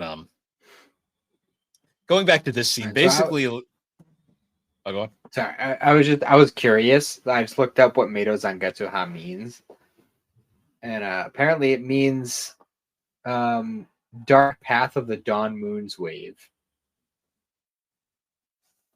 And Sure, I don't know. The only reason I was curious is because Zangetsu is the name of Ichigo's sword in Bleach, true. so I didn't know what the connection was there. I mean, a lot of times in anime, there's usually if names are similar, there's some sort of symbolic meaning behind it. So I was just curious. Yeah. Um, but yeah, eventually they go through this whole character study thing, and it's basically like Kumaru's mom is just taunting him the whole time. Oh yeah, Basically, but eventually he proves himself, and she's like, "Okay, fine, I'll do one thing for you." And she uses her weird medallion thing because I guess it's powerful, and uses it to bring Rin back to life. because fuck you, I can just do that. Yeah, but she does specifically say like, "This is your last chance. Don't fucking blow it." If she dies again, that's it. Yeah, yeah. It'd be a shame if something happened to her in Yashihime. Anyways, um, we'll get there. Yeah, so now Shomaru has his buddy back, his little ragtag group, and eventually we get to the basically the final real arc, because aside from Kagome passing her exam, that's like the only other major thing that really happens. If you want to call it that, sure. She almost forgot her exam ticket, and thank God Inuyasha showed up so they could hug and not kiss, because we're not going to give you that in this series. Not until the very, very, very end. And fun fact, that's not canon in the manga because it doesn't happen. Huh. Yeah, they don't kiss in the manga. But yeah, so eventually we go to this final thing, and like Naraku's final like form is pretty threatening. Like it's a giant spider thing because he can't escape It's just that. kind of floating in the sky. But But he it looks still dead because it's all like it looks like a corrupted Shikon jewel. yeah. No, Oh it yeah, just looks like a dead spider. because he has the full Shikon jewel by this point because fucking Kikyo gave him the whole fucking thing. Like, god damn it. Yeah. She's like, the Still, only way we can kill him is if we give him a completed Shikon jewel and purify it, and that'll kill. No, how about we just don't give him the jewel and just fucking kill him? Like, yeah, yeah. Ugh. I love this series, but my god, I'll never move past that. Like, it's like, that's one of the main reasons people yeah. don't like Kikyo. I will say. So And that's canon. yeah, unfortunately, I do like the final fight because we do get to see everybody like at their best. Even Shippo helps out. He sure does. He A little sure bit. does. He's there for moral support. Yeah, but everyone they left them behind at first. Then he's like, "Nah, fuck that, I'm going." yeah. They do team up for a bit though, and we get this cool like fight scene. We get Maru shows up, and that's where he grows his sword out of nowhere. Because of course he does. Yeah, I'm not gonna get over that either. That's just fucking ridiculous. It makes no sense. I have a sword because I grew character development. I care about humans now. Bam, sword. God, and that sword is so broken too. Like it straight up ends the fight. And I'm like, Yeah, like they don't need anybody else at that point. no, they just have to like finish off the fight on the inside because they can, I guess. But And Kagome needs to do her little arrow teleport thing. That yes, also apparently makes sense. but the most fucked up part is like after he gets defeated, then they're all kind of gathered around, and it's like suddenly the Bone Eater's Well's like, oh yeah, you're not from here. You're going back now, and you don't get time to say goodbye. And basically, Kagome gets sent home, and Inuyasha. We're moving ahead a little bit too fast. I need to talk about the whole Sango almost killing Rin thing. Oh yeah, that happened. Because that was like really fucked up. Like I was not expecting her to be like, nah, I love him that much. I'll kill a fucking kid for you. Like, and especially because like there's a whole thing where like she's about to fucking kill her, even though like it's an illusion and like it would have been for nothing. And Sesshomaru is like right fucking there. Also, right. This annoys the shit. Does that ever get touched on in the manga? Because they do the whole thing like no, it's just you can kill me when this is all done, but I have to we have to see this through. That never gets touched on the manga. He just like, yeah, it's fine, whatever. Yeah, it's not exactly the most. So that ending scene is probably the most complete part of this series. Like that's mostly been manga, 100%. My question is, why the fuck was Rin there?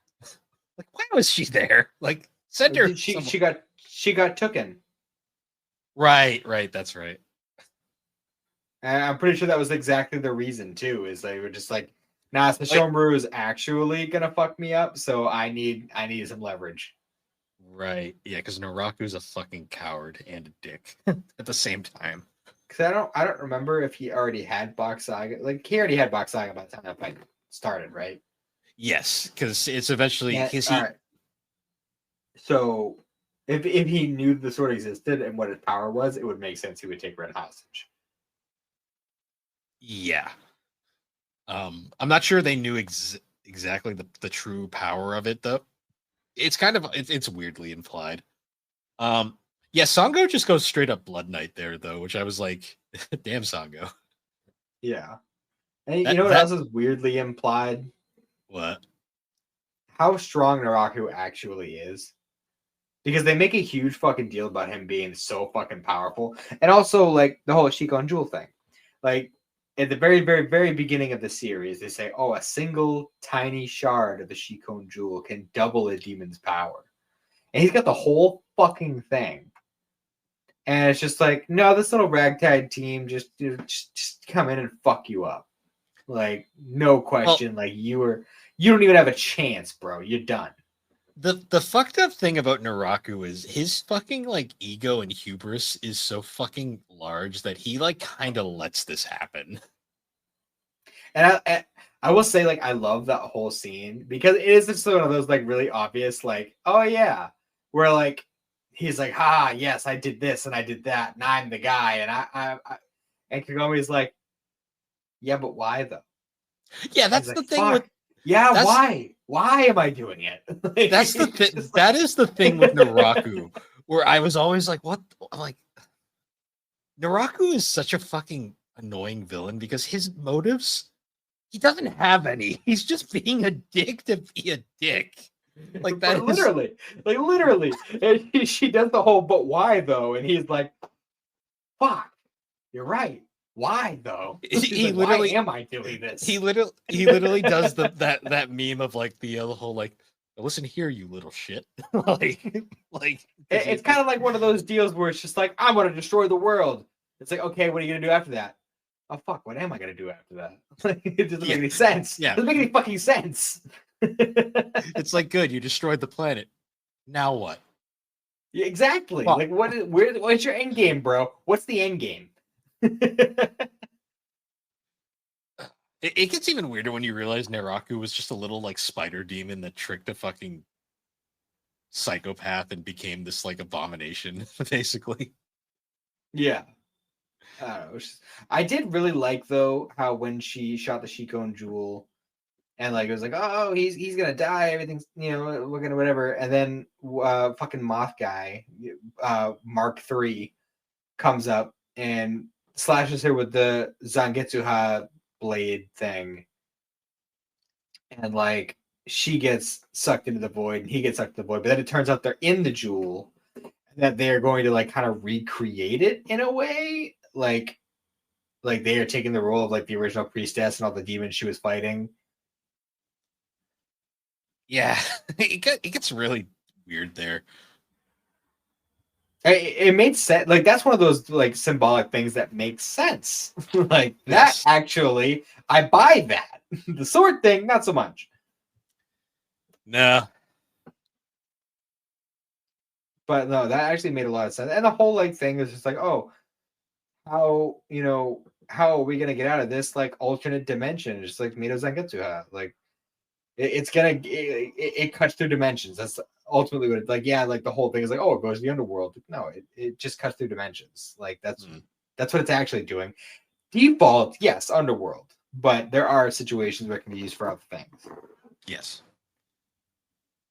Oh, but yeah, that's it's thank God Inuyasha has a great story and great characters because my God, the villain sucks. He really does. The more you think about it. And it's like literally like they make a huge deal about how strong he is multiple times. Like, and there's tons of times where he gets all these upgrades. He's like, oh, every time I go into my fucking weak form for however long, I get way stronger because I'm reworking my body. Like they go through all this effort to build him up as the biggest, baddest motherfucker. Like, oh, you can't beat me, this and that. And they fuck him up every single time. I think it's really like the biggest thing is like he will always be held back by the fact that his base is the Onigumo guy who is just a loser, like which will always be like the problem he has. No matter how many times he tries to get rid of him, it's like, oh right, I kind of need it. Yeah, it's just one of those things. It's just like, and I get what they're doing with it, and it works for the show, sure, but like they make such like he's literally the guy through the whole fucking series. He's the guy. Yeah, and nothing. It was like literally every time they actually have a real confrontation with the motherfucker, and he's not just hiding behind other people. They fuck him up every time. also too, when you think about it too, like almost everything he does throughout the series is literally just to be a petty bitch. Like, oh, for sure. Like what he does to Moroku's family. He just did that because he felt like being a dick. Like there was no reason for that. He's like, oh, I'm gonna make no real threat. I'm gonna make your family's life because I can, and make it basically so your family is doomed. He's to like, hey, look, Eternals. little Demon Slayer kid. I'm gonna make him kill his whole family. Yeah, I'm gonna ruin this kid's life, and then turn his one surviving family member against him. Yep. He just does this shit for kicks. Yeah, no, he does. Like his motive is stupid. Like that's why I always say like I love Inuyasha, the story, the characters. It's better. It's more about the journey and less about the goal. I guess you could say. No, I fully buy that 100%. This is definitely one of those. The Shikon Jewel was the friends we made along the way. Yeah, honestly, because like after he's defeated, like he just goes away, and it's like, oh yeah, he's gone now. The world is normal. And he's just like, oh, this is what peace feels like. This And is I was nice. like, And then he bullshit, dies. bullshit, go away, like be gone with you. Like we're done with He's just this. like, oh, this is what being happy feels like.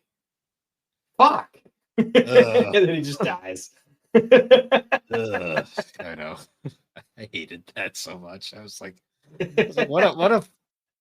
It's weird that the main villain is like the worst part of the series in a lot of ways.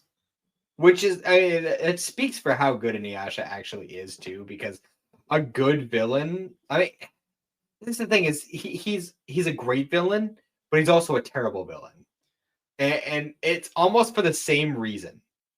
Yeah. Well, I one thing I hate in series is when they make the villain sympathetic because I hate when like people become like fans of the villain. Naraku, you never feel for. It's like Naraku's like just. It's like once he's dead, you're like, thank God. Like go away. Yeah, that's one of those things that, like, say, for example, Naruto does to death. Yeah, every villain is like, we can be friends, and it's like, okay. Even the ones that don't, end up coming around to being friends, it's just like they go out of the way to try to make you feel bad for him. Even random fucking air cannon guy from the tuning exam, like, fuck that guy. I don't care about him. Yeah. Why do I care? Fucking one guy blew his arms off. Yeah. No, Naraku the whole time, like throughout the series, it is very good at making you hate him. And then once he finally dies, you're like, thank God. Like, we're done with this. And they had to go and give him a moment of peace at the end. Like, fuck you. It's like, no, go away. Like, be gone. Which is unfortunate because then we immediately get basically Kagome gets yeeted back to her era. Like the world's like, okay, you're done. Like, you go home now. No more Shikon Jewel. And it's even worse because Inuyasha's still with her very briefly until it's like the world's basically like, no, he's got to go back. Like you're alone now. Like all your friends you made, because let's face it, your friends in the real world weren't your friends. Like no matter what we say. Well, I still say debatable. They were the true villains of the series. I mean, she would disappear for months at a time, and they would still. They were still friends with her. Like, they still Kagome made a huge deal about wanting to all go to the same school and shit. Like, I don't know. I know. I laugh because it's always like the whole time. I always laugh that scene with the whole time they're like shitting on Inuyasha, like what an asshole, and then they meet him and like he's so cool, and I'm like, you guys are shallow as fuck. And then I'm like, all right, they're middle schoolers. It makes sense. They covered for her for Hojo. Because as far as they knew, Hojo and Kagome were like a thing. But then she was also dating Inuyasha on the side. But then Inuyasha was also dating another girl on the side. It was a whole mess. And they kept quiet about the whole thing. I mean, they were pretty loyal to her. To be fair, I'm pretty sure Kagome was the only person who wasn't aware of the Hojo thing. I don't think she was ever aware of that. What are those situations, man? What are those situations? But yeah, like Kagome basically... Oh, yep. I was going to say random side tangent. I watched the first couple episodes of what I think. I know we were talking about recently about how all the big like romance animes or manga series at least have ended, and like we're kind of like, what's next? I think I watched the first couple episodes of a brand new one that I think is going to be one of the next big ones. What series? Was it The Fragrant Flower Blooms? Oh yeah, I see that all the time. I'll get to that eventually. The first two episodes that's all that's out right now, but okay. I watched them, and I will say, just based on those first 2 episodes, and I hope I don't end up sticking my foot in my mouth by saying this, but it seems like they're kind of subverting a lot of the tropes they use in romance animes, and I am super here for it. Good to know. Good to know. So the final part of Inuyasha is kind of bittersweet. I'm not gonna lie. Because Kagome is now stuck in the modern era. Like the well no longer works. She's cut off from all her friends, and she's basically like, okay, I'm a normal girl again. I'm going to high school. And I have to say, I love Kagome's like high school uniform. Like they give her this really awesome design, and then we never see it use again. it for half an episode. Yep. Because basically once she graduates, because there's a 3-year time skip, she graduates high school and she's an adult now. Still don't understand why she wore her school uniform while she was in the feudal era, like constantly. Because it was throwing a pair of jeans. What the fuck's the matter with you? Because it was durable. That's a line she uses at one point. Yeah, it's more durable than jeans. Because anime schoolgirl. Your tiny skirt with your long ass legs. She got long ass fucking legs, dude. Yeah, her proportions are weird. I mean, she's supposed to be like 15, so I guess it makes sense. Debatable. Anyways, moving on. Yeah. I mean, for the feudal era, she was an adult, so. But this is true. This is true.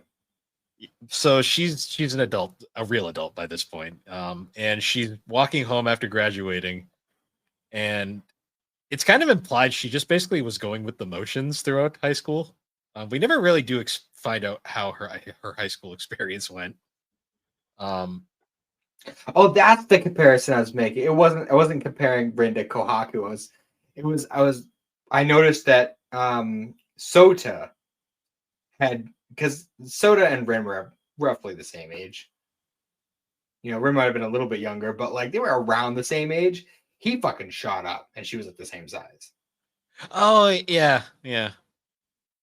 The modern era versus feudal era, I guess. I don't know. Yeah, I guess so. I don't know.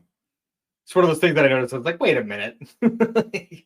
Yeah, Shota actually lived a normal life, so I guess I don't know. And he raised a demon child. Sure did. We'll get to that. we'll get to that. But yeah, so Kakome is going home, and she walks past the well, and all of a sudden, like, gets this feeling, and she's like, "I think the well works again."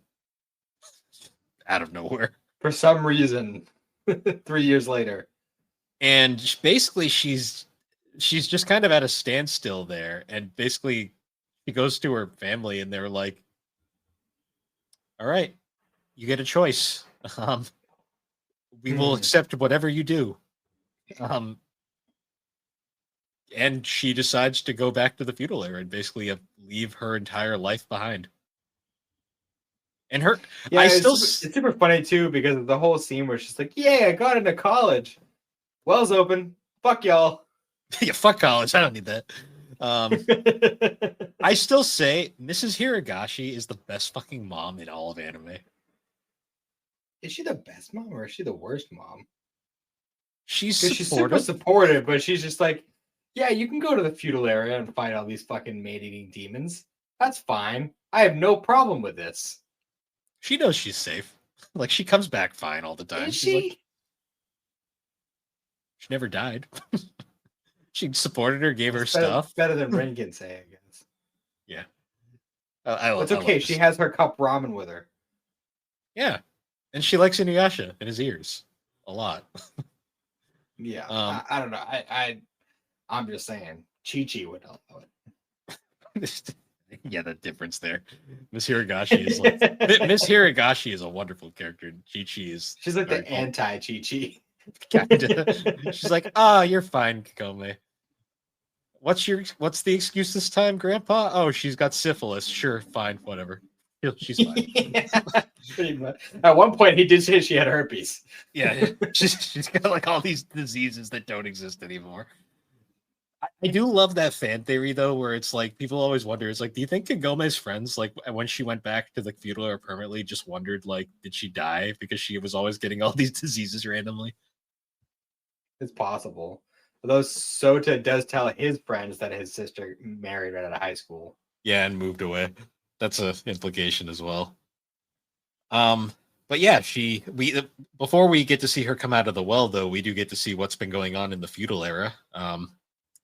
Moroku fucked. Sango and Moroku were wasting no time. Yeah, they fucked. She certainly bore his children. I also love the fact she tried to kill Reen, and then Reen was one of the people who helped bring her children into the world. Oh, I also found it really funny, like that one scene. We gotta backtrack a little bit. There was that one scene where I think at one point, Moroku was gonna like fuck off for a little while, and he convinced Shippo to like turn into him to like cover for him. Yeah, and then like later on in that episode, like Sago does the whole touching his butt thing, like just making sure it wasn't Shippo. I thought that was fucking hilarious. Yeah, I love Moroku and Sango. They're so they're a fun couple, like well designed. Like it's like one of the best anime couples. They're just so wholesome, despite Moroku being like one of the least wholesome characters in all of anime. The corrupt monk, pretty much. Yeah, they wasted no time. Inuyasha is now a babysitter because he's got nothing better to do. Mm-hmm. I love that the twins, like Moroku and Sango's twin daughters, are just like torturing him constantly. He's just like, whatever, fine. I love how like the second he smells Kagome, he just picks up the kids and just goes, "Slay the fox," and just throws them. Yeah, he's like, go away. He's like, I got shit to do. Also, Reen apparently just lives with. So the implication is Shishomaru left her with Kaede because he was like, she needs to live with humans. Because it makes sense, I guess, because he went like he was doing anything. We didn't see much of Kaede throughout the final act. No, she just chills in the village. Like we see her every now and then, but it was very infrequent. Yeah, I mean there was more important things, and let's face it, she wasn't going to help much. But yeah, like Rin just lives with her now, and Shomaru just gives her stuff. He just pops in. He's like, "Here, have a kimono. You have thousands of them now, but you always wear the same one." Yeah. I don't know where you're keeping them because this is a pretty rundown village, but whatever. Also, I believe that he doesn't even give them to her personally. I believe it's Jackin drops them off most of the time. Yeah, which tracks. And then, yeah, other than that, I think Inuyasha and Moroku are demon slayers now. They're like slayers for hire, and that's how they make their money. Yeah, they charge what's like a bale of rice or like a bucket of rice for every fucking talisman they use. Yeah, basically, Moroku just scams everybody, and Inuyasha does all the work. That's the base. He's like, I got mouth to feed, bro. Yeah, I know. And at the time, Inuyasha's like, yeah, whatever, I don't care. Because Inuyasha is in like his emo phase right now, where he's all like, I have nothing to live for. He's like, life is so boring. I wish Naraku was still around. No, you don't. And then he gets like one whiff of Kagome, and he's like, fuck this shit. I'm going to my well. Yep. And then Kagome pops out, and it's like, oh, we're back. Yeah. And we get that. There's a whole choice thing. There's a whole choice thing. So, because she just like never go back? Is she just like never gonna see her family again? Nope. Moroha goes back and forth, though, doesn't she? Yeah. But Kagome, so what the fuck? Well, the well only works once. They use a different method after the well. Actually, no, the well never works again. I don't believe Moroha doesn't go through the well. They never use the well in Yachi. Right? That's right. Yeah, it's a different method. Okay. Also, I love the scene where Kagome calls Sesshomaru Big Oh, Brother, and I love everyone that just looks scene. so annoyed. His pouty face is the best part of that, where Sesshomaru and Inuyasha both get very upset from for different reasons. Like Shishomaru is so fucking annoyed, but he can't do anything about it. Because we get that classic scene too, where Jockin's like, "I can kill her from here," and he's like, "Jockin, shut up." Just like, Shut up, or I'll kill you. yeah. And then Shomer's and Inuyasha's like, "Can you please not like say that? That's weird." Don't ever say that again. Yeah. And she's like, "What? It's fine." I think they're implied to be married by that point. I think that's the implication there. But I'm pretty sure. we never I mean, see she's their. in her priestess garb, so Yep, and that's her look for the rest of the series. all 5 minutes of it. Yes, and all of Yashihime, except for that one scene where they're wearing kimonos, but that's the point. Yeah, and then this series ends where they're all happy. I'm sure no other misfortune's gonna come along and create a spin-off series. Nope, of course not. Nope. But yeah, that was They Final all Act. lived happily ever after. Also, did you notice how Final Act had one intro and like 12 outros? I only noticed 2. There was at least a few. I know it had way more outro songs than intro songs. Well, I was also watching on Netflix, and Netflix just auto like skips right the next True. episode when the outro starts. So It's the one intro that Do As Infinity did. Mhm. The people that did the artist that did the famous outro too, the one that Yeah. Hikamori, the one that everyone loves, and a bunch of Mhm. others from the series. The one intro they got to do, which is fine. I prefer their outros, but the Inuyasha intros just kind of suck. That's just kind of a thing. Mhm. The outros are better.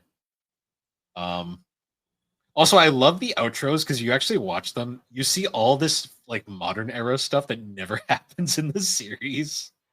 Yeah. Like you got Kagome and Inuyasha on a Ferris wheel. Like that never happens. Like what is this? Mhm. But yeah, that was Inuyasha the final act. I like it as a conclusion, but I will say the original anime is a lot better. It's one of those things where they both have the opposite problem. Yeah, the thing with the original series though is like I know it's subjective, but I really like a lot of the filler in the original series. Like I feel like the Inuyasha. No, I agree with you. The Inuyasha filler is very good, but at the same time, it's like that kind of was the justification for treating the final act the way they had to, and because if they handled the final act the same way they handled the regular series, it would have been real fucking long. Like taken from like episode 1 of Inuyasha to the end of the final act would have been like fucking 500 episodes. Fair. Yeah, honestly. Easy. Like it's wild. Yeah, rewatching it though, I have to say, still love the series. Still my favorite. It's definitely it's a fun romp. The characters are all very endearing.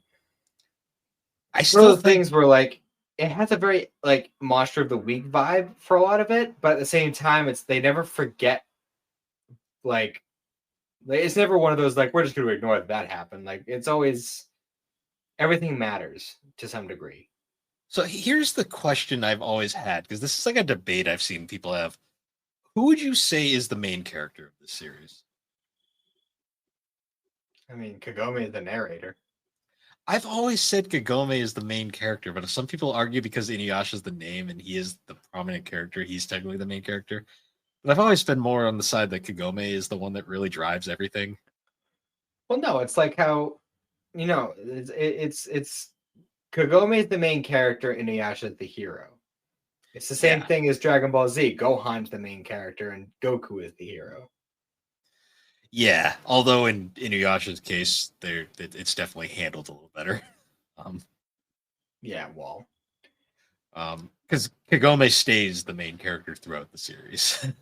That's the difference between knowing what you're doing from the start, like having a plan from the start, and winging it week to week. Is Yeah. sometimes things aren't going to work out. Then you kind of have to figure out how you're going to get yourself out of that corner. I'm really convinced though, like because Inuyasha was the one that stuck with me. I think it's part of the reason why I really love like female main characters in anime. That's fair. See, it's one of those things where I don't feel strongly one way or the other when it comes to like a male or female lead. It does matter how it's handled in either case. Yeah. See, if Kagome was a bad character, I feel like that would really hurt this series. The fact that she is such a great character, I feel like is why I view anime that way. Mm-hmm. Makes sense. But yeah, no, I'm glad we covered this one. It was fun to revisit, especially because we've been a very Dragon Ball centric podcast, which is understandable. But I did like touching on the series that I kind of grew up with and got into anime with. Yeah, it was one of the reasons why I was like, no, I'm gonna rewatch Inuyasha this year because I gotta throw you a couple bones every now and then. Yeah, you're very accommodating to me with that. And I mean, to be fair, there is a lot more material, but with Dragon Ball to work with. true. Like at this point, all we have even left for Z alone is longer than fucking all of Inuyasha, the final act, and Yashahime put together. yeah. know? And I mean, at this point, like all we have left for Inuyasha is we'll probably deep dive into the movies at some point in the future. Yeah, we'll hit each of those individually. Yeah, and then we could do an episode each on the 2 seasons of Yashahime. Yeah, or maybe one. It depends on how we're feeling, because I will figure that one out, because Yashahime is weird. Yashahime is a very weird series to cover. But yeah, aside from that, next week we're going to cover. We're doing Green Lantern still, right? Yeah, we can do that. Okay. So next week we're going back to superhero films, and we're going to do a bad film, depending on who you ask. We're going to be covering Green Lantern. The movie, DC's first failed attempt at starting a universe. Yeah, we're doing Green Lantern next week, and then the week after that will be episode 100. My God. Yeah. It's crazy. But yeah, once again, guys, thank you for joining us on Geek Addicts. You can find Geek Addicts on all the major podcasting platforms, particularly Apple Podcast and Spotify. And be sure to check us out on the Superpod Network. That's superpodnetwork.com, an awesome site where you can find all sorts of different videos, blogs, podcasts. We just wrapped up the blog. Well, Game Club, we just wrapped up the Bubsy 3D blog, and I believe Thrax Game was. What was Thrax Game again? Yeah, Crisscross Game. Yeah, the Crisscross Game, and I believe someone's already won. I think Steve won already. Yeah. I don't know if I'm going to participate this time. I did Bubsy. I did one finally. Look out though in the future for the next blog series we're doing. We're going to be doing the spooky blogs again. I'll be participating. Thrak is participating. I'm not sure if you're going to participate this one or not. I don't know very many horror games, so probably not. Okay, fair enough. But yeah, look out for those in the future. And with that, everybody, once again, thank you for joining us, and we will see you all later. Have a good one.